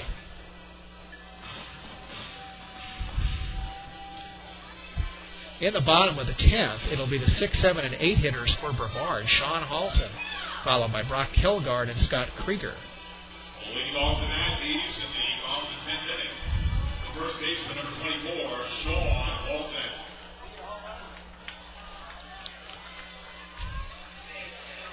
Halton walked, singled twice, reached on a fielder's choice, and struck out looking. He has 9 home runs, and after him, Brock Kilgard with 13. First pitch by Gayhart is swung on as a fly ball foul down the first baseline, 0-1. And after them comes up Scott Krieger, who has 8 home runs coming into the game and hit number 9 tonight. So they are bringing some thunder to the plate, and they just need one run to tie it up. 0-1 pitch. Swings and fouls it back into the net, 0-2. Gayhart, this is his 19th relief appearance, and he's only given up 1 home run in 23 innings. And again, Space Coast Stadium, the most pitcher-friendly ballpark in a pitcher-friendly league. 0-2 pitch, checks his swing on the outside corner, strike 3 called. Sean Halton having a few words with the home plate umpire, Brandon Nelson. And that'll bring up Brock Kilgard. Kilgard has walked twice, struck out, and singled. And he scored what was then the tying run for the Manatees, their fourth run in the bottom of the eighth, aggressively running from second on the single by Sean McCraw. Gayard's first pitch swung on and missed. Took something off of that. Looked like a changeup, and the count's 0-1. The Lakeland outfield, the center fielder, Daniel Fields, playing about maybe 20 feet the opposite way into right center. Swings and misses at that same off-speed pitch, and the count's 0-2. As with Brevard in the top of the inning, Lakeland's outfield in extra innings playing deep. He'd rather get him with a single than an extra base hit in extra innings. 0-2 pitch. Breaking ball misses away, and the count's 1-2. He's thrown that same pitch 3 times down to Brock Kilgard, and he's going to probably keep throwing it until Brock proves he can hit it. Or until he thinks Brock's looking for it and then come back with something else. 1-2 pitch. Misses way away, and the count's 2-0. 2-2.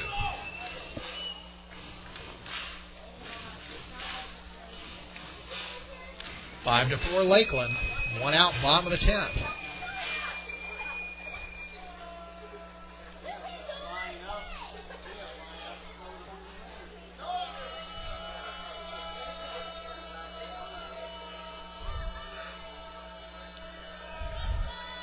Two pitch. Swings and misses at a curveball, strike 3. So he threw that same pitch every time to Brock Kilgard. And the Manatees down to their last out. Krieger has walked, homered, grounded to third, and grounded to second.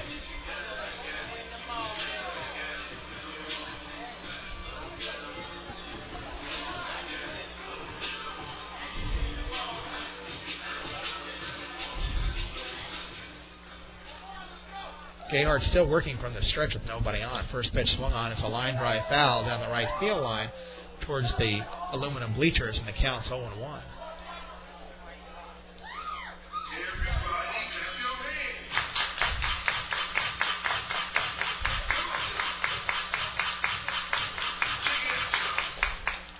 Fans doing their part, making noise. 0-1 pitch, breaking ball left up high and away, and the count's 1-1.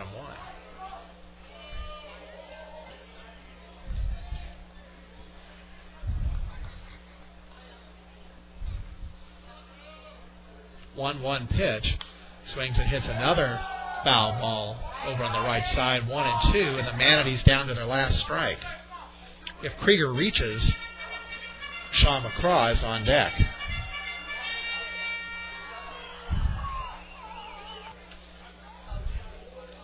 Nobody warming up in the Lakeland bullpen.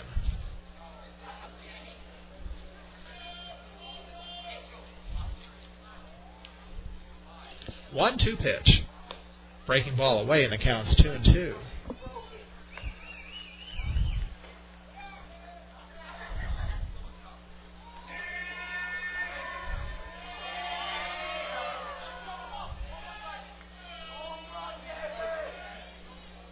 Two-two pitch.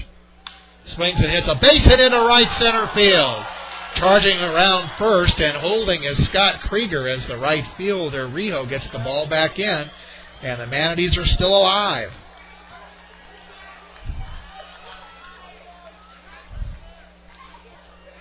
And here comes Lakeland pitching coach Joe Coleman to the mound.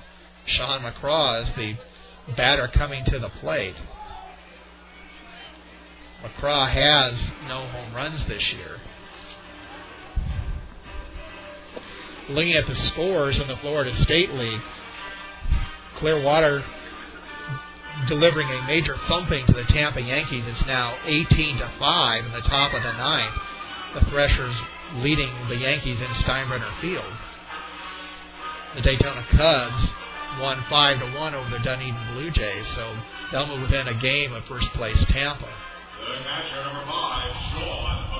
It's final down in St. Lucie. The Palm Beach Cardinals won 7-3 over the Mets. Their final down in Jupiter, the Bradenton Marauders beat the Jupiter Hammerheads 5-3. And the Fort Myers Miracle beat the Charlotte Stonecrabs 2-1. First pitch to Sean McCraw is taken down and in, ball 1.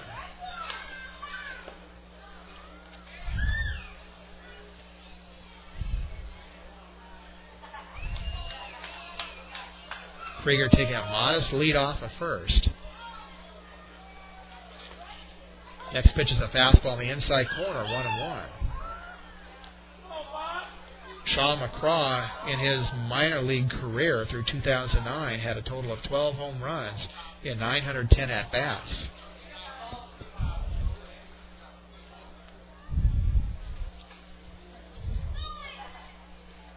One pitch. Swings and fouls it back into the net, 1-2.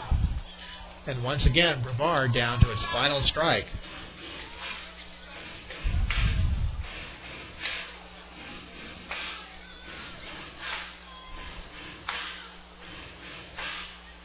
Josh Prince is on deck. 1-2 pitch. Breaking ball misses outside and the count's 2-2.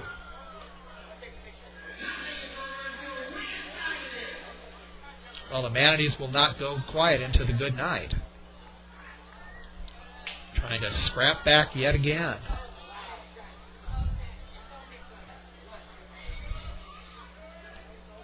Two pitch. Swings and pops it up on the left side. Third baseman Martinez. He's lost it. Now the shortstop Nunez has it for the final out.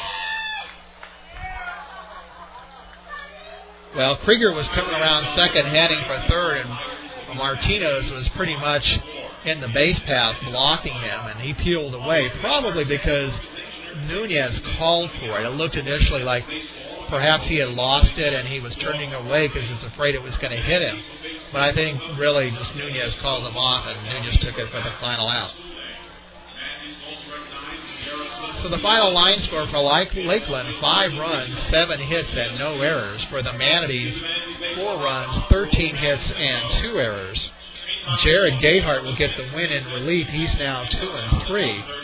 And the loss goes to Mark Walensky, who really didn't deserve it because he pitched very well. He'll drop to 0-2. He pitched 3 excellent relief innings, and the only hit he gave up was a 10th inning solo home run to Jordan Lennerton, which was a margin of difference. Well, the good news is with Tampa getting thumped by Clearwater, that the Manatees will not lose any more ground to the Yankees, and they will remain 3.5 games out of first place. The bad news is with Daytona winning tonight, that the Manatees will now be 2.5 games behind the Daytona Cubs, who are 1 game behind Tampa. Once again, let's go over the schedule. Tomorrow, the Manatees begin a 3-game home and away series with the Daytona Cubs.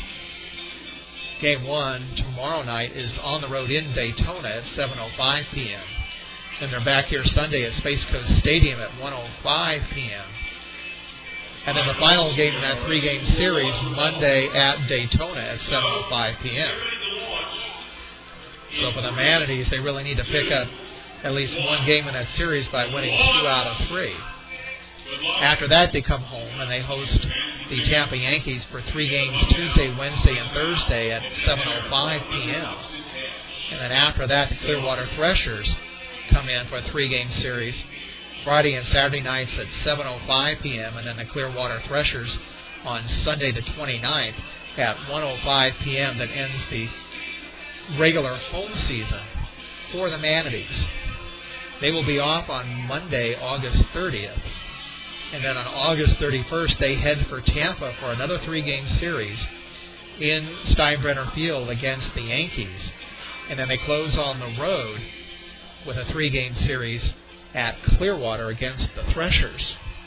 Now, looking at those important matchups between the Daytona Cubs and the Tampa Yankees and the Brevard County Manatees, the Manatees have actually played better against the Tampa Yankees than they have against the Daytona Cubs. Looking at the head-to-head matchups, the Manatees against the Tampa Yankees this year are 7-5, but against the Daytona Cubs, they are only 6-11. So they're going to have to turn that around in the 3-game series this weekend against Daytona. Well, a couple of administrative reminders once again before we close shop tonight. This game will be archived on spacecoastbaseball.com. It'll be available for your replay tomorrow morning sometime. And as we always remind you, because the Manatees do not have a radio broadcast, spacecoastbaseball.com has volunteered to webcast 15 games, and we did the Florida State League All-Star game back in June as well, doing them for free. Nobody's paying us to do this. We don't run ads. We don't sell products. So we are able to afford not just the broadcast, but also doing the photos and the videos and whatnot, subsidized by your voluntary donations. So if you want to help out, go to the spacecoastbaseball.com homepage, www.spacecoastbaseball.com, and you'll see a link there on the homepage that tells you how to make a one-time donation or to sign up for a $5 a month voluntary subscription. And we do very much appreciate all those who have donated over the year. Also, our last regularly scheduled webcast will be next Wednesday, August 25th, the middle of that 3-game series against the Tampa Yankees.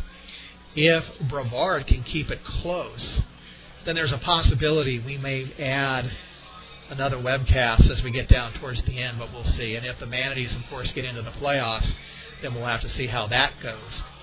Whichever team wins the second half title, whether it's Tampa, Daytona, or Brevard, that team will go into a best-of-3 series with the Dunedin Blue Jays, who won the first half title.